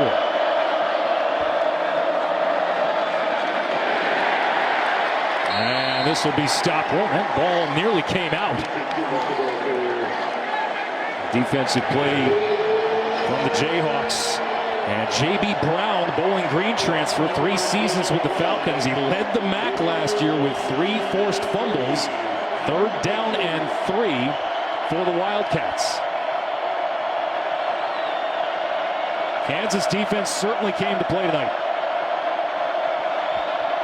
0 for their last 3 on third down. Howard steps up in the pocket. Runs to his right, and the pass is incomplete, intended for Giddens down the sideline as Howard took a shot at the end of the play.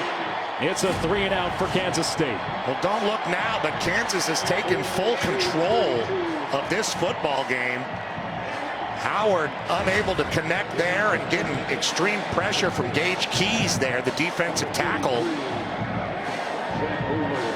Second 3 and out for the Wildcats, who are usually so good on third down. They have the second best mark in the league and the 11th best in the country. And we just talked about how they haven't gotten a lot of plays to run. You go like that, and you're going to get less and less. I mean, Kansas is going to try to hold the ball for another 10 minutes. And suck the life out of the K-State defense as a result. Jayhawks with the ball, up by 11 in the Sunflower Showdown.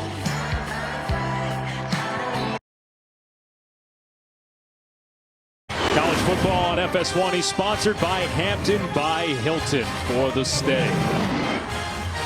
Kansas up by 11. Last year, K-State scored 23 first quarter points. Never looked back in a 47-27 win. Thought it was going to happen this year, but it didn't. Honestly, you know, Kansas, give full credit. A charged up environment. This is their first double-digit lead against K-State since at least 2015. Can they hold on to it? Will Howard, a very, very salty veteran quarterback, has been through a lot of these Big 12 battles. Kansas State's defense has really had a hard time tracking down all these different looks and the quarterback movement that the Jayhawks have thrown at him. On first down, it's Neal. Now Kansas, their last 4 touchdown drives have totaled 298 yards. It's remarkable. Just the Jayhawks have had, you know, this is a good, I repeat, good Kansas State team defensively, and KU has had their way with their third-string freshman quarterback, and that's really the story, and how they've used the quarterback and moving him and running wildcat and option looks with different players. That's really been very interesting and innovative.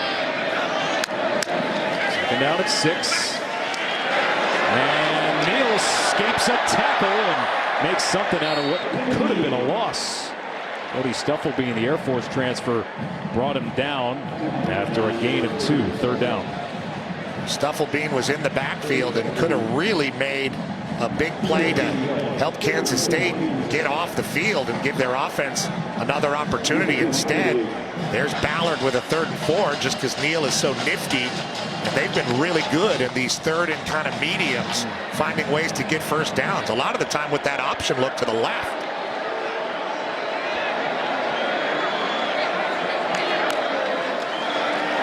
Ballard to pass on 3rd down. Lets it fly. Ball is tipped and incomplete.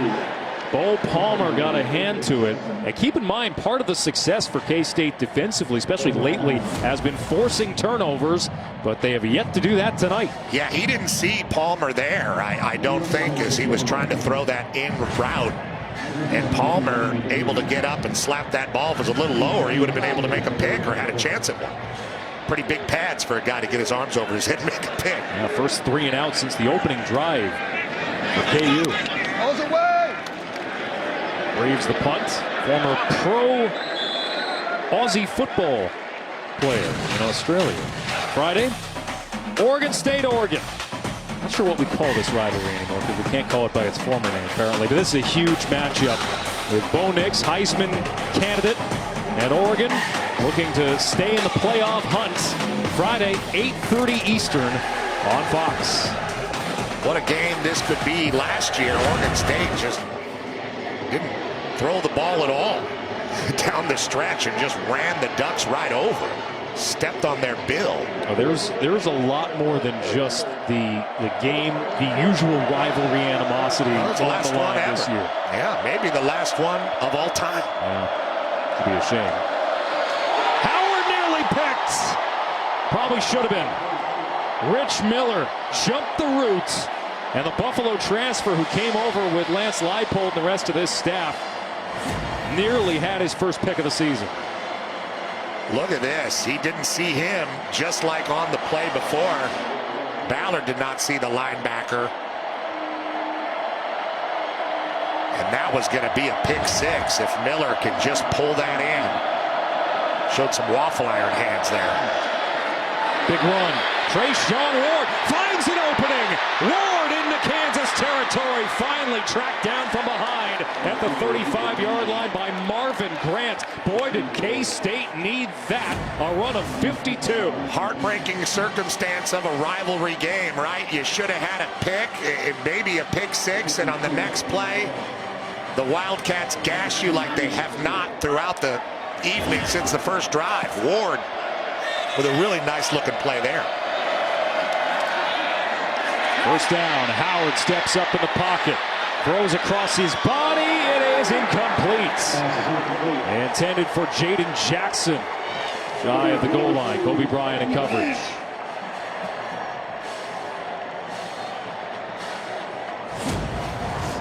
Well, Howard's been trying to create after the original play breaks down, but that's just a superior defensive play by Kobe Bryant, and a great shot of him just lurching his body over the top and getting a hand on that ball, preventing the catch.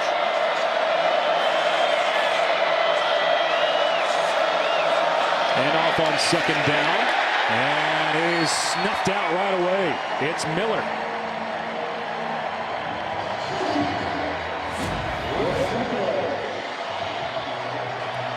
Giving the ball to Ward. They had more success early in the game with Giddens. Ward a little bit more of a guy with a wiggle. Can make people miss a little bit more. And now a 3rd and long for Will Howard. Howard has just 56 yards passing since the first one that he threw that went for 46. Howard finds his man. It's Ben Sinnott. Haven't called his name in a little while. And Sinnott tackled by Kenny Logan after picking up a first down. Just great balance for Sinnott. Look at it. He's coming off a 3-point stance, finds a space in the zone, shows the quarterback his numbers, and then is able to stay up and kind of lurch forward for another couple yards as Logan is hanging on to his ankles. First down for the Wildcats at the 21. They'll run it on first down, and it's Giddens. Now up over 70 yards on the game. Now they're starting to get a good push with that offensive line, that zone look. Good for Giddens as we see an injured Jayhawk. It's Gage Keys. And if nothing else, this will slow down the K-State momentum. Gain of 8 on the last run for Giddens. Last year was honorable mention for freshman of the year in the Big 12, a sophomore running back. By the way, Sinnott now with that catch, now over 1,000 career receiving yards. He's got a great story. He played at Chris Kleiman's alma mater, high school in Waterloo, Iowa. His dad played with Kleiman at that high school and initially walked on at K-State. Kleiman, remember, and his staff years ago was at North Dakota State.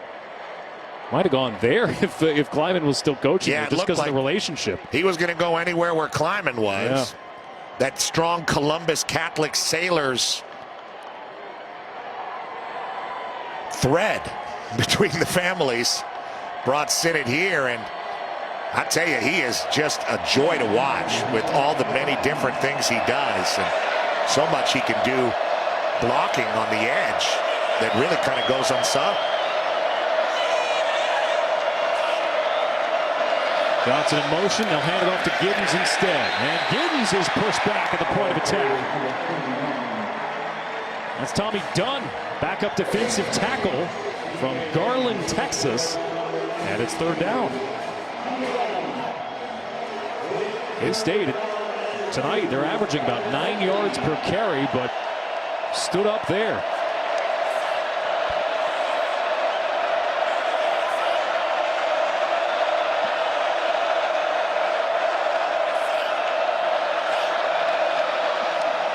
Giddens again.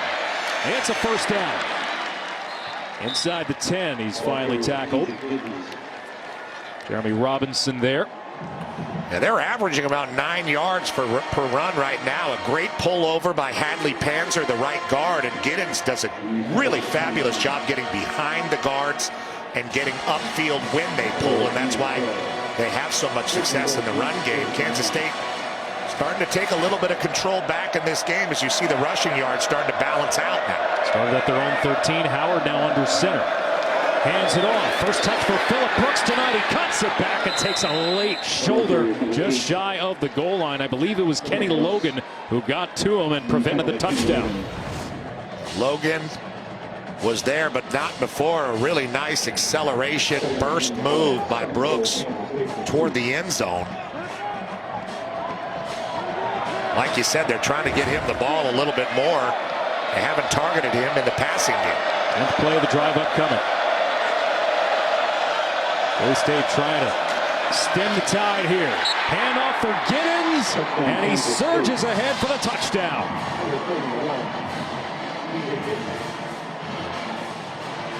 Ten plays, 87 yards, and K-State controlling possession on that drive. Looked like a little bit of a messed up mesh where Howard was holding it a little bit too long. The Giddens kind of had to rip it out of his arms, but the ball stays in Giddens' hands, and nice push there. They're going to go for 2. Yeah, that would make it a 3-point game if they were to convert this.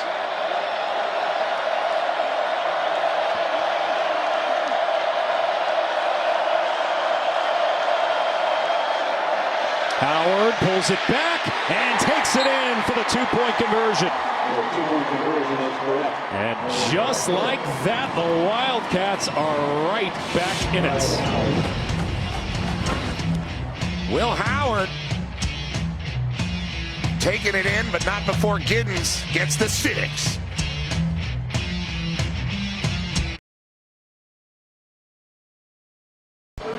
Ten plays, 87 yards. Touchdown for Giddens. And the long run from Trayshawn Ward just after the dropped ball that could have been a pick 6 from Rich Miller. Boy, the swing of momentum goes back to the Wildcats. Jayhawks with a 3-point lead. 27-24. What's been a tremendous ball game.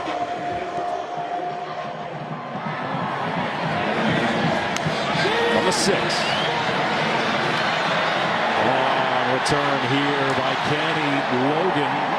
And he's going to get all the way to the 40-yard line. So a 34-yard return for Logan and another short field for Kansas. Well, Logan just got done playing some tough defense on that drive. Now gives the offense a little bit of a chance. A lot of different interesting momentum swings in this game. The block PAT for 2 points, helped out Kansas State. The drop pick and then a long run by Trayshawn Ward on that last drive for the Wildcats helped out Kansas State. Let's see if that return can get Kansas back in this. Well, and this is also the third straight drive KU has started 35 plus. Though this will move them back. Austin Moore. And the 5th tackle for loss tonight for the K-State defense. Well, Moore's the captain, and he's been in there battling. He's missed some tackles around the line of scrimmage. This time he gets one-on-one against Neal, and there is nowhere for Devin Neal to go. He wraps him up and takes him down. And how Kansas calls plays when they get behind the sticks here has been really intriguing. You see Ballard lining up far away again. Second TFL for Moore tonight. And Laughlin will bring it to the 37. This is a 3rd and long here for the Jayhawks. Now they've only run that speed option look with Torrey Laughlin to the left. And they have done the opposite when Ballard is in and they run the speed option. He goes to the right, and that time Kansas State kind of felt it coming and sniffed it out. And that's Khalid Duke on the ground working that left leg.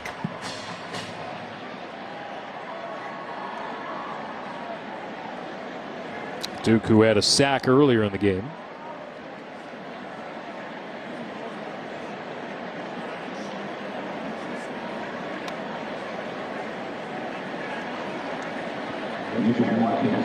Good to see Duke up. Yep.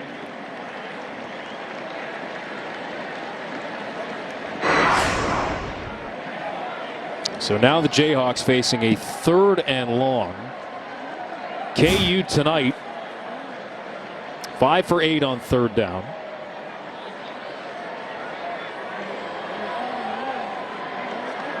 They have been so effective running the ball, and for that matter Ballard. I mean, he's stood in, he's taken some hits, but he's gotten some big plays from his receivers to help have the yardage total. First 3rd and long they've faced tonight of 9+ yards.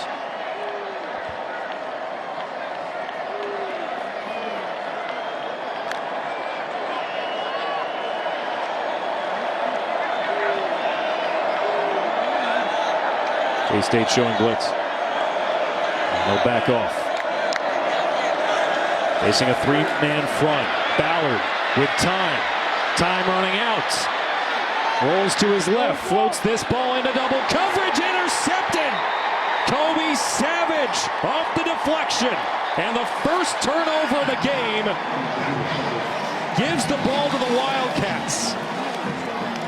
You could just see that coming, couldn't you, Alex? They mugged everybody up, and as you pointed out, they only rushed 3. They backed everybody off, dropping 8, leaving a lot of time and a lot of rope to get confused with for Cole Ballard, and he makes just an inexplicable type of a jump pass to Lawrence Arnold. It pops up in the air, and the other number 2, Kobe Savage, comes down with it, and he's wearing the wrong color. If you're Cole Ballard, really well defended by Kansas State, finally getting to and confusing the young quarterback, because he's been pretty rock solid in this game so far. First major mistake of any kind, really, for Kansas. Been dinged with a couple of penalties. But a turnover here gives the ball to K-State shy of midfield. Quick hitter Jace Brown into plus territory. Tackled at the 44-yard line. A first down right away for the Wildcats. You know, this has been kind of the mark of Kansas State this year. As the year's gone on, they've had younger players do more and more. Jace Brown is one of those guys coming off a nice block by Ben Sinnott. No big surprise. Kansas has been good keeping hold of the ball. Just their second giveaway last 3 games. K-State has made teams pay off turnovers. Back to Howard, who will just throw it away. He's looking for Brooks perhaps on the sideline. A little flea flick. Yeah, they wanted more with that flea flicker there, but some edge pressure coming to Will Howard, and he does the right thing and just gets rid of the ball, lives to fight another day. Very heavy pass Kansas State has been in this game. A little bit uncharacteristic. K-State, last 9 takeaways, they've scored 49 points off of them. Looking to tie or take the lead here. Ward slipped the initial tackle. As he crosses the 40-yard line, it'll be 3rd down. Good job by DJ Withers there right off the top to get to Ward and kind of slow him down. Tommy Dunn in the area as well.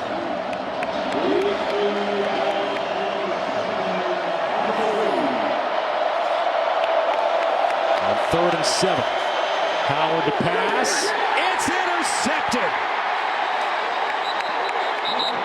So the Wildcats and Jayhawks trade turnovers. Mello Dotson with his 4th pick of the season. That's now tied for the 2nd most in the Big 12. More shifts in momentum here as we reach the final minutes of the 3rd quarter.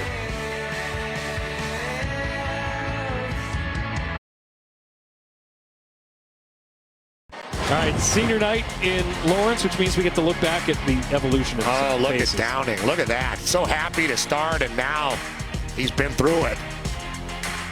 Rich, you know, he's got a different haircut, but still the bewilderment is there. And for Danny Robinson.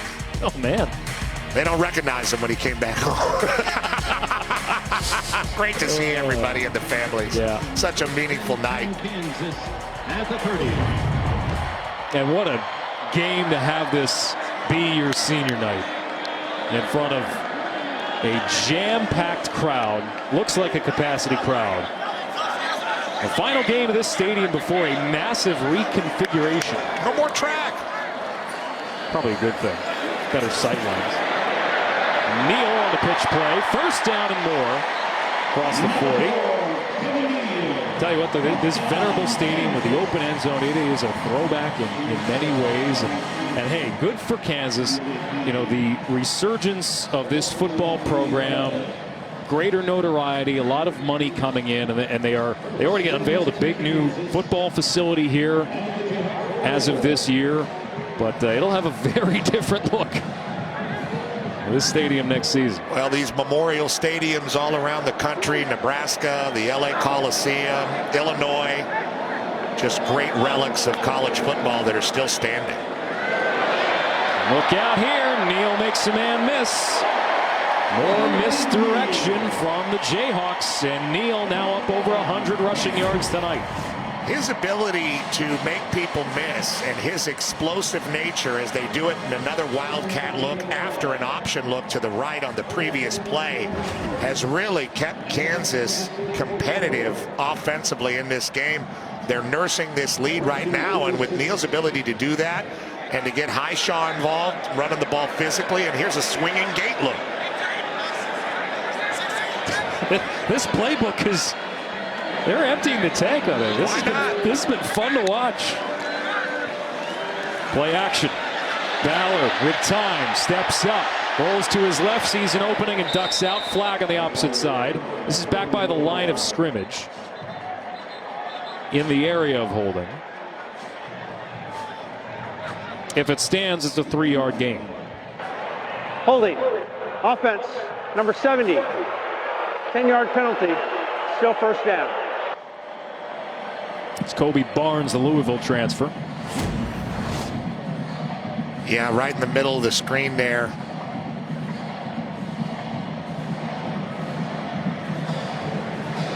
Wearing number 70. So as a result, it'll be 1st down and 20. First offensive penalty for Kansas tonight.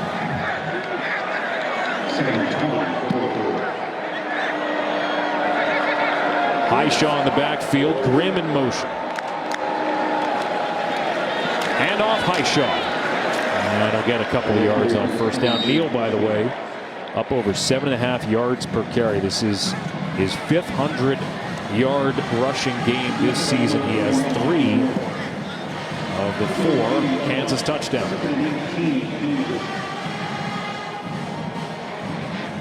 Austin Moore with another tackle. Kansas is approaching 200 rushing yards. They're at 180 right now. Remember when they got behind the sticks the last time, that forced that turnover because they had Ballard throwing the ball. Neal. And it goes nowhere. K-State is starting to read this a little bit better. Bo Palmer with the tackle here, and it's a 3rd and long inside the final minute of the quarter. And that's one of those situations now where Ballard might have to drop back and work some progression. And the last time we saw that situation, Kansas State dropped 8 guys, caused confusion, and got a pick. They were able to get one right back. Yeah, within a span of 5 plays, 2 picks, 1 for each side.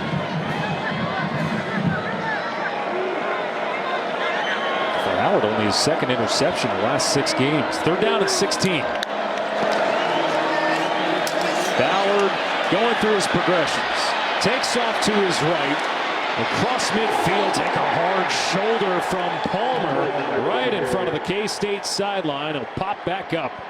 And Vaughn Banks is shaken up at the end of the play. I don't believe he was directly involved. No, the eyeball test told me that Palmer kind of kept his head out in that situation. Let's look at it here. Is the landed awkwardly? Kept his head out, but he certainly brought the forearms. Very physical hit on the edge. And Banks went down right before that. No flag. And they did the exact same thing they did when they forced the interception. They dropped 8 and rushed 3. Ballard couldn't find anybody, and instead of popping up a very dangerous pass like he did last time, he tucks it and is punished by Bo Palmer, the junior, out of Overland Park, Kansas. So it's 4th down when the clock restarts. Probably will take us to the end of the quarter. KU has not converted on a 3rd down in the second half of this game. You know, when you become a runner like that and you put your head down and start diving forward, you are susceptible to those heavy hits from heavy linebackers. Lance Leipold knows that, and they've kept Cole Ballard running a little bit in this game, but relatively clean. They've done a lot more quarterback run stuff with some other guys. Well, it's been a heck of a game. The Sunflower Showdown, and we head to the 4th quarter and a 3-point game in Lawrence.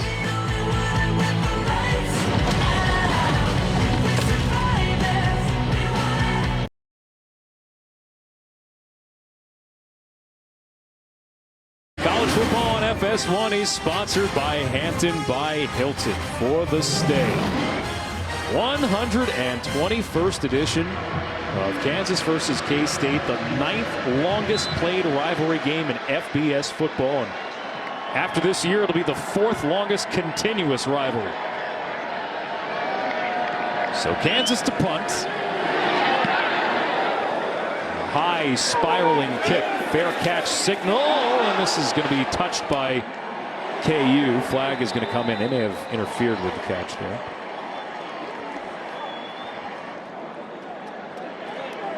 Been so many turning points in this game. You know, we had the blocked PAT early that led to a 2 points the other way for K-State. You had the near pick 6 for Kansas. Kansas led by as much as 11 in this game. We've had 3 lead changes. I guess the most surprising thing was throughout the first half, Kansas's ability to control the game with their 3rd string quarterback, keep the ball away from the Wildcats. Kick catch interference, kicking team number 60. 15-yard penalty, 1st down. Now that's costly. Yeah, really costly. It's on 60. That's the long snapper.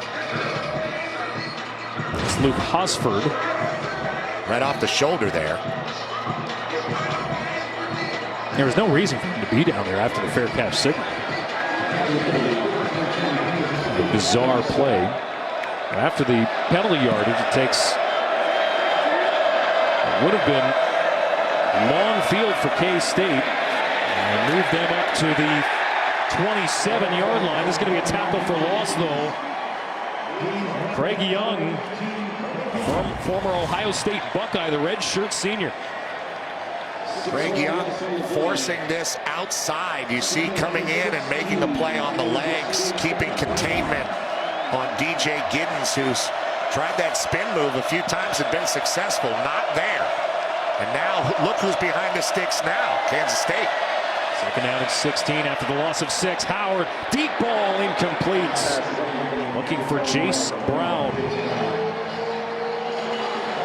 What a sequence there, trying to get the ball downfield to Jace Brown, and they have been able to do that in this game. Brown with a little bit of position on Kobe Bryant, who does some grabbing down the field, but the ball is thrown too far. And after the loss on first down, I mean, this is a heck of a third down, even with an experienced quarterback, Will Howard, to try to convert.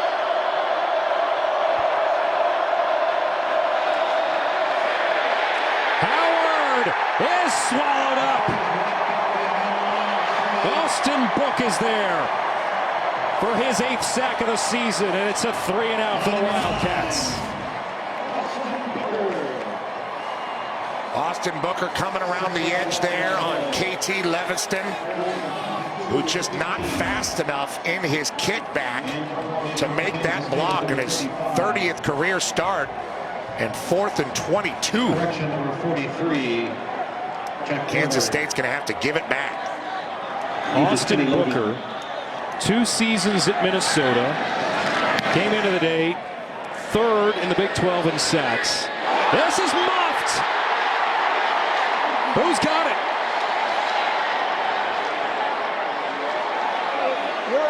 What a scrum in here. It looked like it was on a Kansas State player right at the last moment. Ref's trying to pull everybody off the pile, saying once you're out, you got to walk away from the pile. Kansas State. White ball, white ball, white ball, white ball, white ball, white ball. K-State ball. What a mistake after forcing the punt. Kansas State going backward, and looked like he took his eyes off the ball for a second there. Trevor Wilson.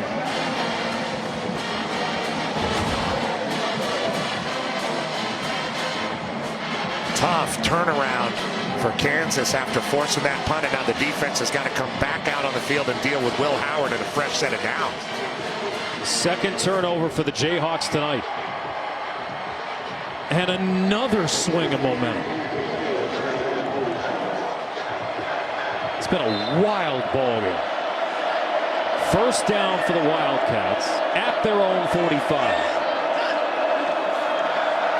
Giddens wrapped up in the backfield, stays on his feet, but can't plow ahead any further. Another tackle for loss for the Jayhawk defense, and it's second down. Wildcats are trying to run the ball on first down, but just not having any success at it the first couple tries, and they're getting behind the sticks. Austin Booker again splashing in the backfield and making that play. Redshirt sophomore Booker. He's their most productive guy up front.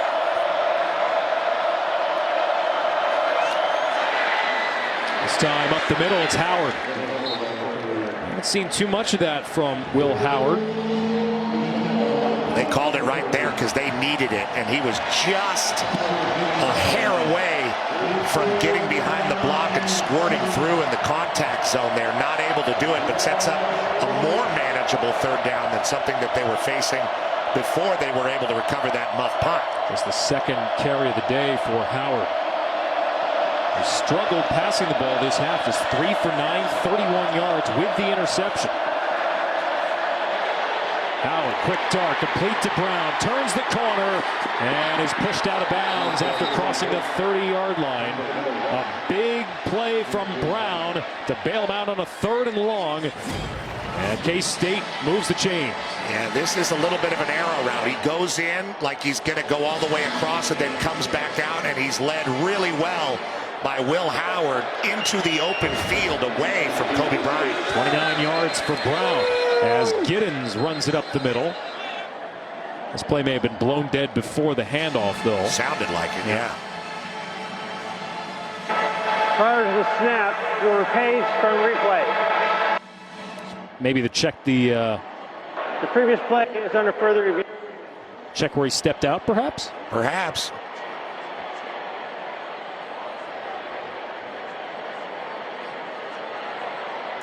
Wound up being a 29-yard run to the Kansas 23. We'll have to see. I thought initially he was out at the 30 right there. That's what it looked like live anyway, but I called him out of the 23.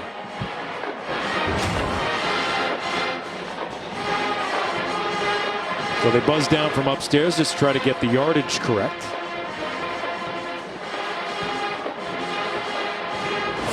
Let's see. Take another look.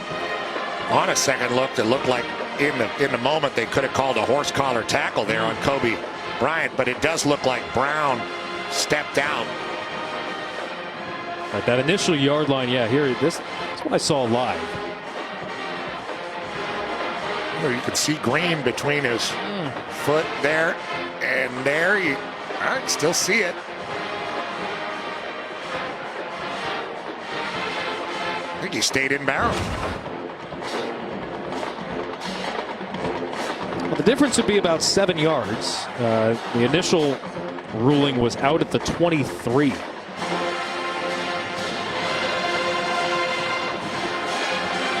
And for K-State, after what looked like was going to be a 3-and-out, the muff punt from the Jayhawks giving them life again on this drive. The second turnover from Kansas tonight. And the Wildcats are driving. After further review, the ruling on the field stands of the runner staying in bounds. So it will be at the 23-yard line. And for K-State, it's a Kansas mistake that gives us the ball, but man, been piling up the takeaways lately. 11 now in the last 4 games.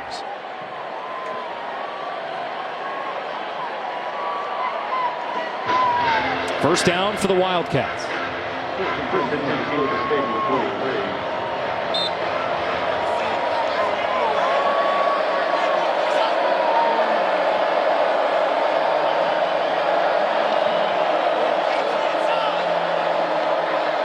Sinnott now lining up in the backfield as a fullback as they hand it off to Giddens. Breaks off a nice run. Tackled at the 15-yard line. Gain of 8 on first down. You just said it right there. I mean, Sinnott lines up right in the backfield and runs an isolation play just right into the line of scrimmage as a fullback, and Giddens takes it too right into the center guard gap. And a nice physical run on first down, which is what they've been looking for here in the fourth quarter and haven't been able to get. Howard to pass. Pocket collapsing. Backwards pass. Finds Phillip Brooks along the near sideline. It was almost a no-look. What a find. Man, he whipped it over there like Damian Lillard. I mean, what a pass. I mean, he knew Brooks was over there. But then he put his eyes back to the line of scrimmage and lurched toward the line, and then on the last second threw that backward pass. Remember, Kansas led by 11. K-State trying to surge back here and take the lead. Howard keeps it. Howard to the end zone. Touchdown Wildcats. Our 4th lead change tonight puts K-State back on top.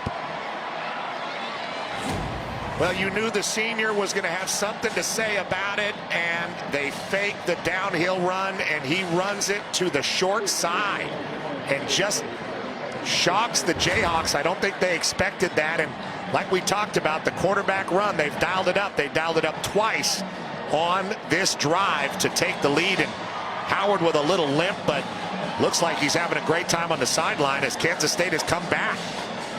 Man. 2 touchdown passes, the touchdown run. And this after appearing to sputter early in the half through the pick.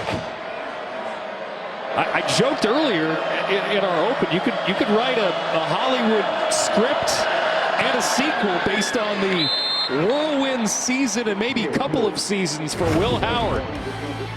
First the muff punt, giving K-State the ball back. And then Will Howard would not be denied. The Wildcats are back in front.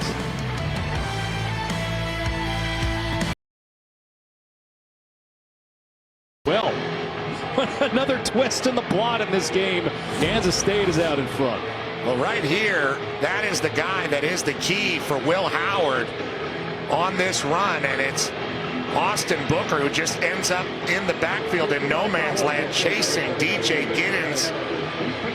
Yes, and as Howard is able to see that, he pulls the ball and creates a little bit of space between him and Booker and takes it to the edge.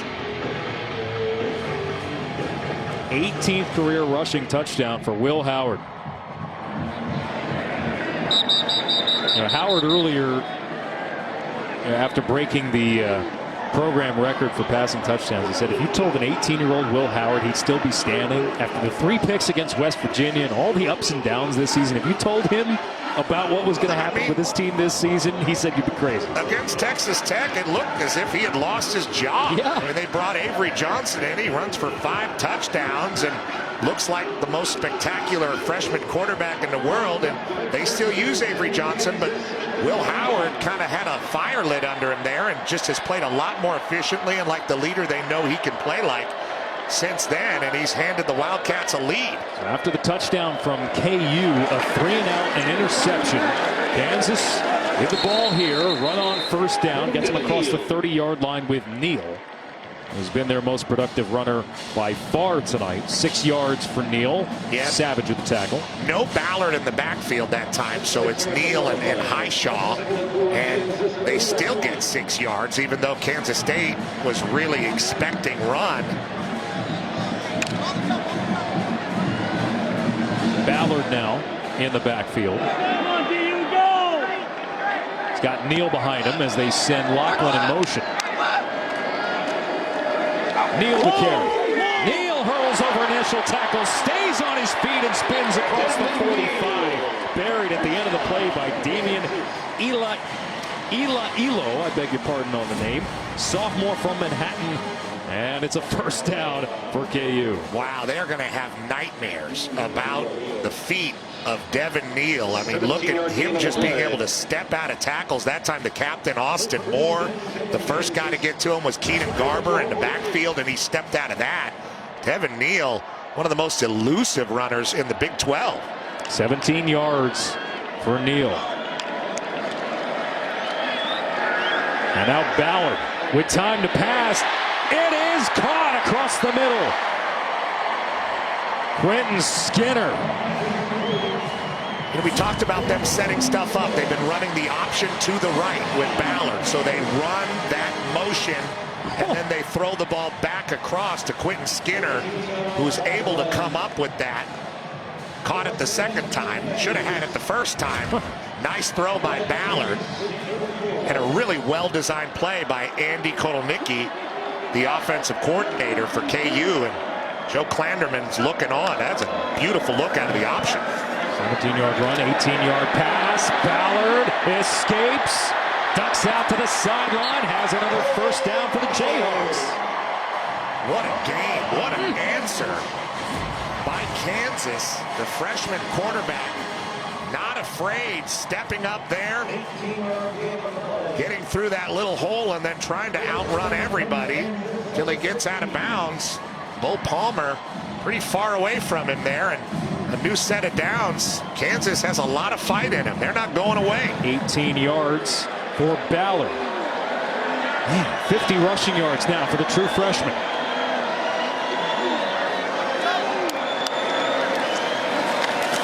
Play action. Look out. Ballard stays on his feet, but he's wrapped up. Bo Palmer brings him down. Couldn't get away from Palmer that time. Kansas State runs a stunt all the way to the right. And that meant there was nobody there for the play that was set up for Ballard. Just the right call and the right moment for Klanderman. And it blew up the play. Ballard didn't have anywhere to go, and Palmer got to him. Good thing he didn't make a freshman mistake and throw it up like he did earlier. Loss of 7 on the play. Second down, swing to Neal. And he'll only get to the 20, so it sets up a 3rd and long here for the Jayhawks.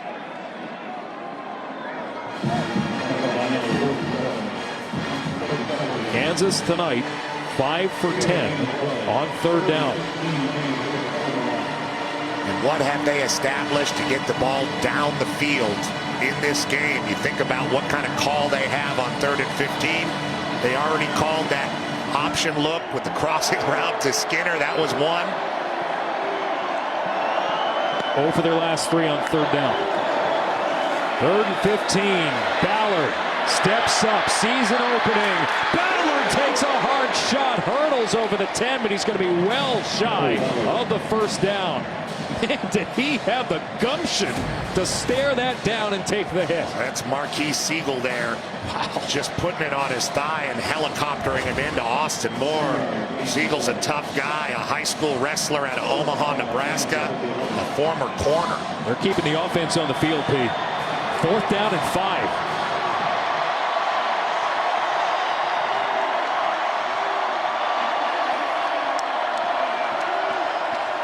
Pressure coming. Pass to the end zone. It is intercepted. Marquis Siegel. And Kansas taking a chance in the red zone. Going for it on a 4th and 5. They pay the price with their 3rd turnover. Siegel with the pick. K-State ball up by 4 on the road in Lawrence.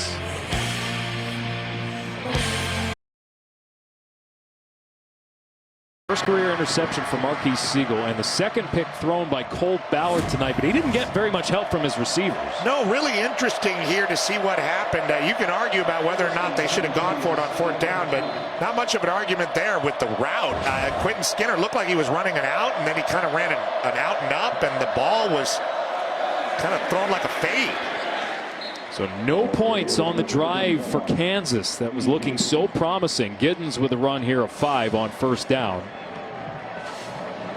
31-27, K-State in the lead. And again, for the Wildcats, their Big 12 title hopes hang in the balance. They must win this game, and they must win next week against Iowa State. Well, a drop pick and a muff punt, this might be a different deal, but Kansas has been very resilient in this game. Can they bow their next year?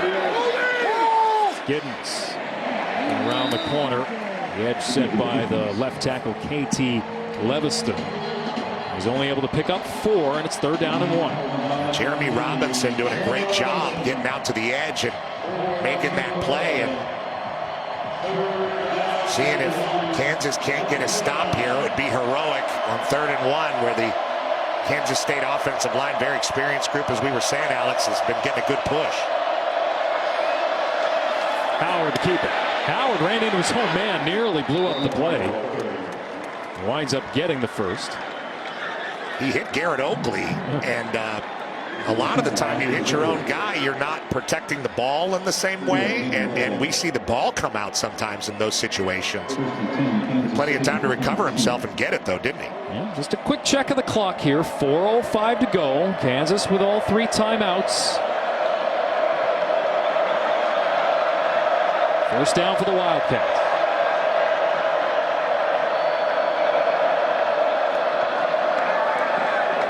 Giddens. And past the initial tackle. Crosses the 35. Had the center, Hayden Gillum, pulling out there. And instead of going inside the center, he kind of jumped outside. It caught the Jayhawks off guard, and he was able to kind of stretch forward for 4 yards. Gosh, this Coach Leipold has been so angry in this game at the officials ever since that early holding call in the 1st quarter. He's been livid. This game means so much for the Jayhawks, trying to end a 14-year run of futility in this rivalry game. On 2nd down, Giddens. He will get to the stick and be pushed across. 1st down for K-State. Clock inside of 3 minutes to go. And you can start to see these guys, Gillum, Beebe, Leviston, Panzer, Duffy, big offensive line for Kansas State, starting to roll forward. We talked about the veterans on that line. BB is semifinalist for the Outland Trophy, and K-State, they are leading in time of possession this half.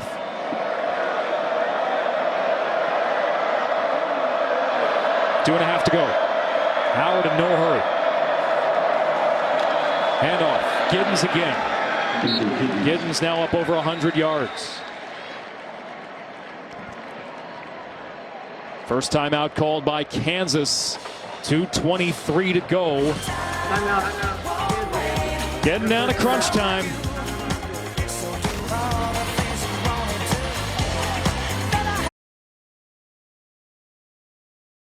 Oh, what a game in Lawrence. Chris Kleiman's Wildcats out in front, looking to get to 6-2 in Big 12 play.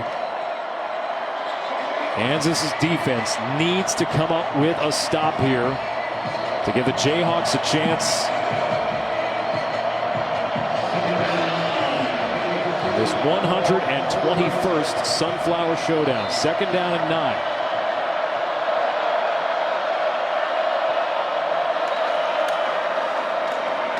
Giddens again. And he goes nowhere. Kansas will call another timeout.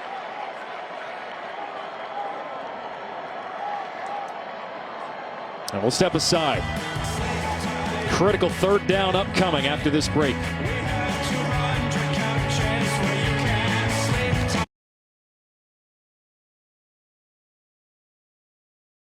Well, Kansas had their chances.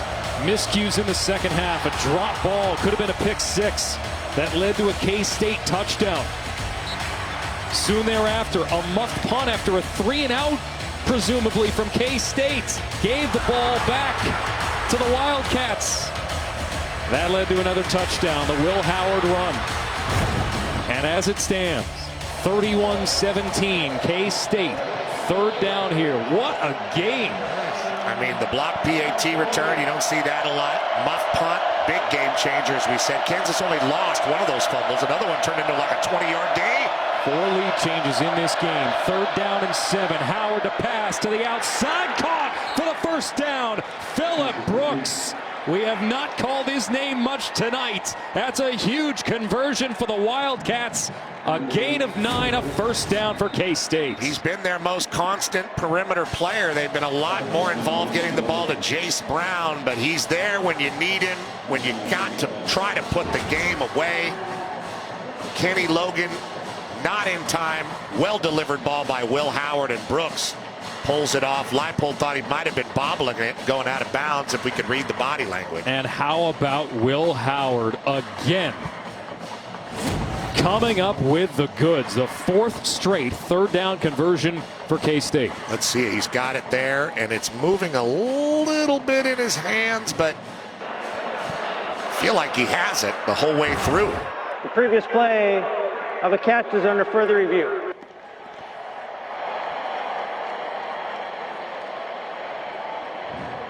Big moment in the football game. Yeah. All right, Dean Blandino is with us. What'd you see, Dean? Obviously a big call in the game. The key is firm control. That's what the rule book talks about. It looks like he gains firm control initially, but then that contact, that ball is moving. Now, slight movement doesn't mean loss of control. But again, that really, to me, feels like he doesn't have firm control at that point. Wow, that's tough, right, to define firm control. I mean, it's moving, but it doesn't look like there's a lot of air between his hands and the ball. Exactly. What you really want to see, do the hands separate? These are judgment calls. And it was ruled a catch on the field. So they're going to have to determine, is it clear and obvious that he loses control? I see that right hand on the football the entire time, but there's a lot of movement. Personally, to me, I do think it's incomplete. But again, they ruled it a catch on the field. So will they feel there's enough to overturn it?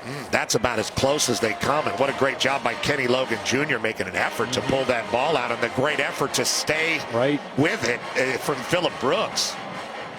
Appreciate it as always, Dean.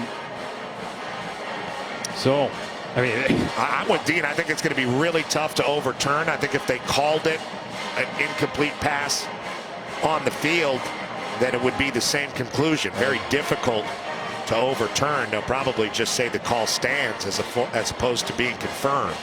Remember, Brooks, who made that reception earlier in the game, was a backwards pass. It did not count as a reception. This would be his first catch of the night. And realistically, the game hangs in the balance here. It really does. And I don't blame them at all for taking their time to get this judgment call correct in their best estimation. And just what a great effort again by Phillip Brooks to hold on to that ball down the stretch, and a great effort to knock it loose from Logan. There's the call. David Alvarez done with the review. Let's see. After further review, the ruling on the field stands. Kansas is not charged for timeout, as were Page prior to. Well, that ruling on the field was important. And now what? Kansas only with one timeout. You know, I thought we did a really good job of showing those couple of sequences in this game that kind of changed things for Kansas. The muff punt and the drop pick six that really could have changed a lot of things. But man, did Kansas have a great game plan coming into this game to protect their freshman quarterback Cole Ballard and play around him. And they built a couple of score lead with that game plan, and we just saw a few mistakes that kind of have enabled the Wildcats to take the lead and come back. Well, Kansas used their final timeout. Cannot stop the clock here.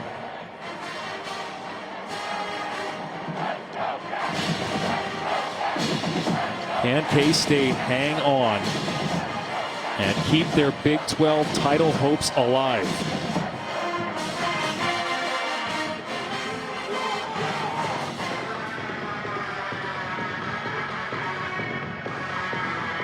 Texas currently leading Iowa State. Oklahoma beat BYU earlier today. Oklahoma State had to rally from a deficit to beat Houston on the road.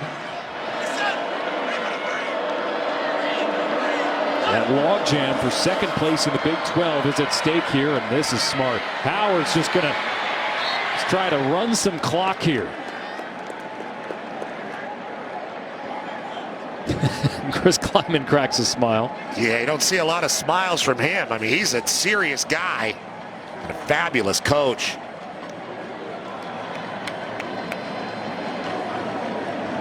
Frustrating way to watch this game tick away if you're Kansas or a Jayhawk fan. But again, I just thought shorthanded without even their second string quarterback.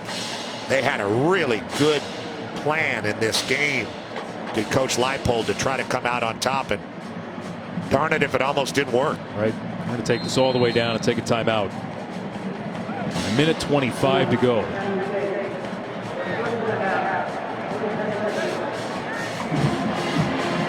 So K-State, their remaining game is another rivalry game against Iowa State.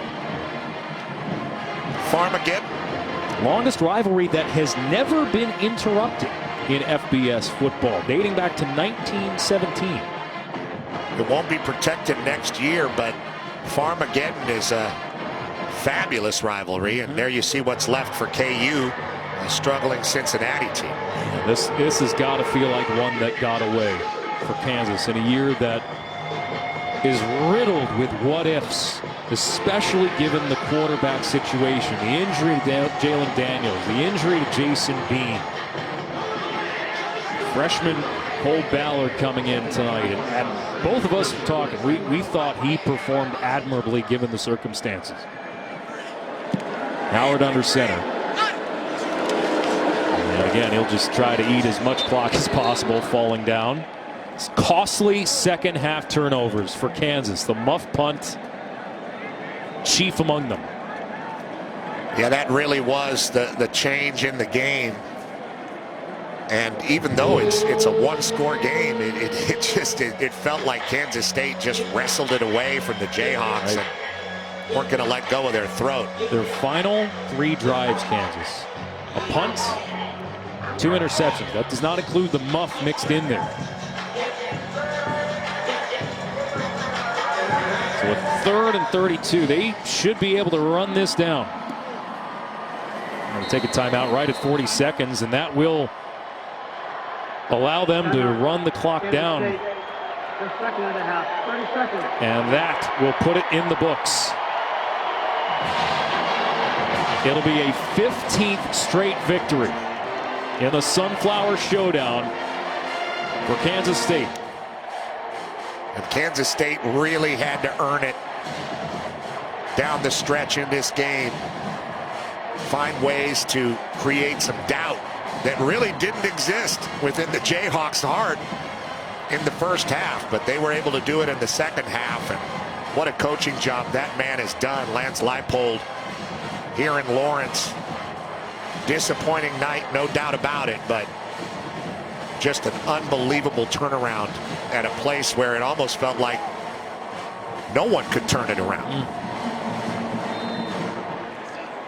You have to believe with the new stadium coming, better days ahead, the football facility they've already built.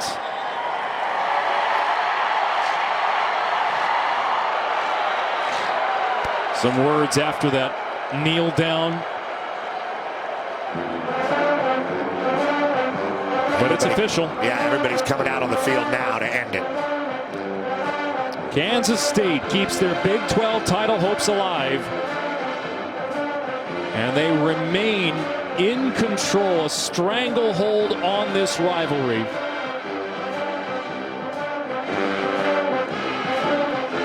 A great showing from the Jayhawk fans tonight, and a thriller of a game. But the Wildcats will improve to 8-3 on the season. And after it looked like their title hopes were going to be dashed after losing to Texas, they are still alive. And you know, one of the big overlying themes here is that both of these coaches have done such a great job with both of these programs. They're both in very high demand right now. I bet. But you're going to have to take all of them at once. They are very much committed to one another. Two great programs, two great cultures that have been put together here. 4 lead changes tonight, turning points galore. A tremendous game. We hope you enjoyed it at home. 31-27 the final. K-State with the victory as we send you back to Mike Hill.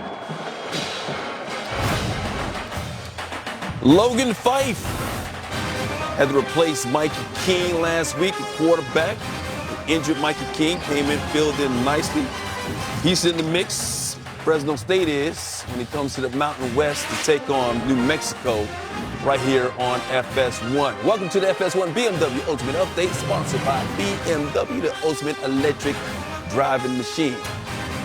Mike Hill, Bruce Feldman, hanging out with you inside our LA studios. K-State getting the job done in the Sunflower Classic for the 15th straight time, keeping its Big 12 title hopes alive with the 31-27 win. Give a lot of credit to Kansas doing the job on offense and defense as well, but too many self-inflicted wounds, I should say, for the Jayhawks in this one, costing them this game. Yeah, they had a double-digit lead in the second half, but the turnovers cost them, you know, the picks. And again, I thought, you know, playing your third-string quarterback, they're battling. They got plays in the run game. I thought they were playing well. Will Howard, he's played a ton of football for them. You have a very experienced team. 8 for 14 on third downs. I think between that and the turnovers, I just felt like you had a more experienced, more seasoned team kind of take control. Yeah, 3 turnovers. Didn't lead to any Kansas State points, but it cost Kansas some points, the muff point, and then, of course, the interception in the end zone that would have given Kansas, as Kansas was trying to take the lead in that fourth quarter. So Kansas State keeping its Big 12 hopes alive. Meanwhile, 7th-ranked Texas will need to win out the next 3 weeks to give themselves a chance at their first playoff appearance in school history. Tonight, the Longhorns were in Ames against Iowa State. They win their final 2, and they are in the Big 12 championship game. Iowa State needs to win to stay alive. Quinn Ewers to Jordan Whittington right there. Texas up 13-3 right now. It's 15-9, that game in the third quarter. Number 14, Oklahoma, once again in the mix, gave Texas its only loss of the season, taking on BYU. Cougars giving them a run. Jake Retzloff right there, tying the game at 24, but Oklahoma too much in the end. Yeah, Gavin Sawchuk comes through in the clutch with a hard run here. Cougars did give him a good game, but ultimately the Sooners are too tough. Sooners win it 31-24. Oklahoma State also in the mix in the Big 12, taking on Houston, and big game for Ollie Gordon II. Yeah, lots of big games this season for this young running back who's blown up this season. Big recruit for the Cowboys. Been one of the best running backs in all of college football. And he's a tall back. He reminds me of Eddie George right there. 164 yards, 3 touchdowns. Cowboys win it 43-30. Scary moment for Florida State right here in their quarterback, Jordan Travis, taking on North Alabama. Travis, a Heisman contender, on the run right here. And, this leg injury, not good. It was a horrific injury. He had to be carted off, left the stadium in an ambulance. Of course, our thoughts and our prayers are with him. So it seems like Tate Rodemaker, they have to take over the rest of the season. Yeah, he played really well when he got pushed in last year on the road at Louisville. He actually led them to a comeback win. They have confidence in him. We'll see how he can do down the stretch. Nose are rolling, but once again, the thoughts are with Travis right now. Evan Conley at quarterback for Louisville right here. Keeps it down. Louisville up 31-28 after successful 2-point conversion. Louisville taking on Miami. Jack Plummer, Kevin Coleman Jr. in the tie game. Bad play here for the Canes. 2 DBs run into each other, and Louisville Speed runs away from the rest of the Canes. Came down to this 4th and goal. Tyler Van Dyke for Jacoby George right there, incomplete, so Louisville gets the stop. They win it. They will play Florida State in the ACC championship game. Number 1, Georgia, Tennessee. Look, legends. Yeah. Peyton Manning, Dolly Parton there. State. Yeah, same rocky top and everything, but you know what? It was a rocky road for the Vols after they had scored the opening touchdown because it was all Georgia after that, and Carson Beck doing what he does. Carson Beck got a lot of weapons, and he uses them very well. There we see Brock Bowers. See, they got the run game, and he has had a terrific first year as a starter. He really has, really getting better as the season progresses, and Georgia wins at 38-10. That's 28 straight wins for the 2-time defending champion. They will play Alabama in the SEC championship game. Alabama, a little bit of a tune-up before they play Auburn, taking on Chattanooga. Jalen Milroe continues to improve. He does. He is such a dynamic threat. And here, it's too easy. The Mocs defense just kind of not up to the task. Milroe solid, only played a half. Only needed them for a half. They won 66-10. Michigan taking on Maryland, of course, without their coach Jim Harbaugh. The team showing that support. Talia Tagovailoa dropping back, facing that tough and stingy Michigan defense. And Wolverine score on defense. Derek Moore scoop the score, making it 14-3. But Talia and the boys hung tight. Talia can sling it around. He's played a lot of football. He's got a really good arm. And here, Will Johnson's in coverage. He just makes a better pass than Will Johnson. And that set up this. Billy Edwards keeping it from 1 yard out. His 3rd of the game. Maryland trails 29-24. But once again, Michigan's defense opportunistic.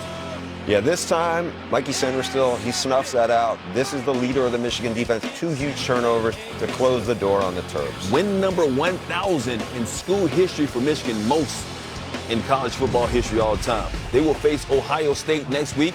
Ohio State taking care of Minnesota, and Travion Henderson.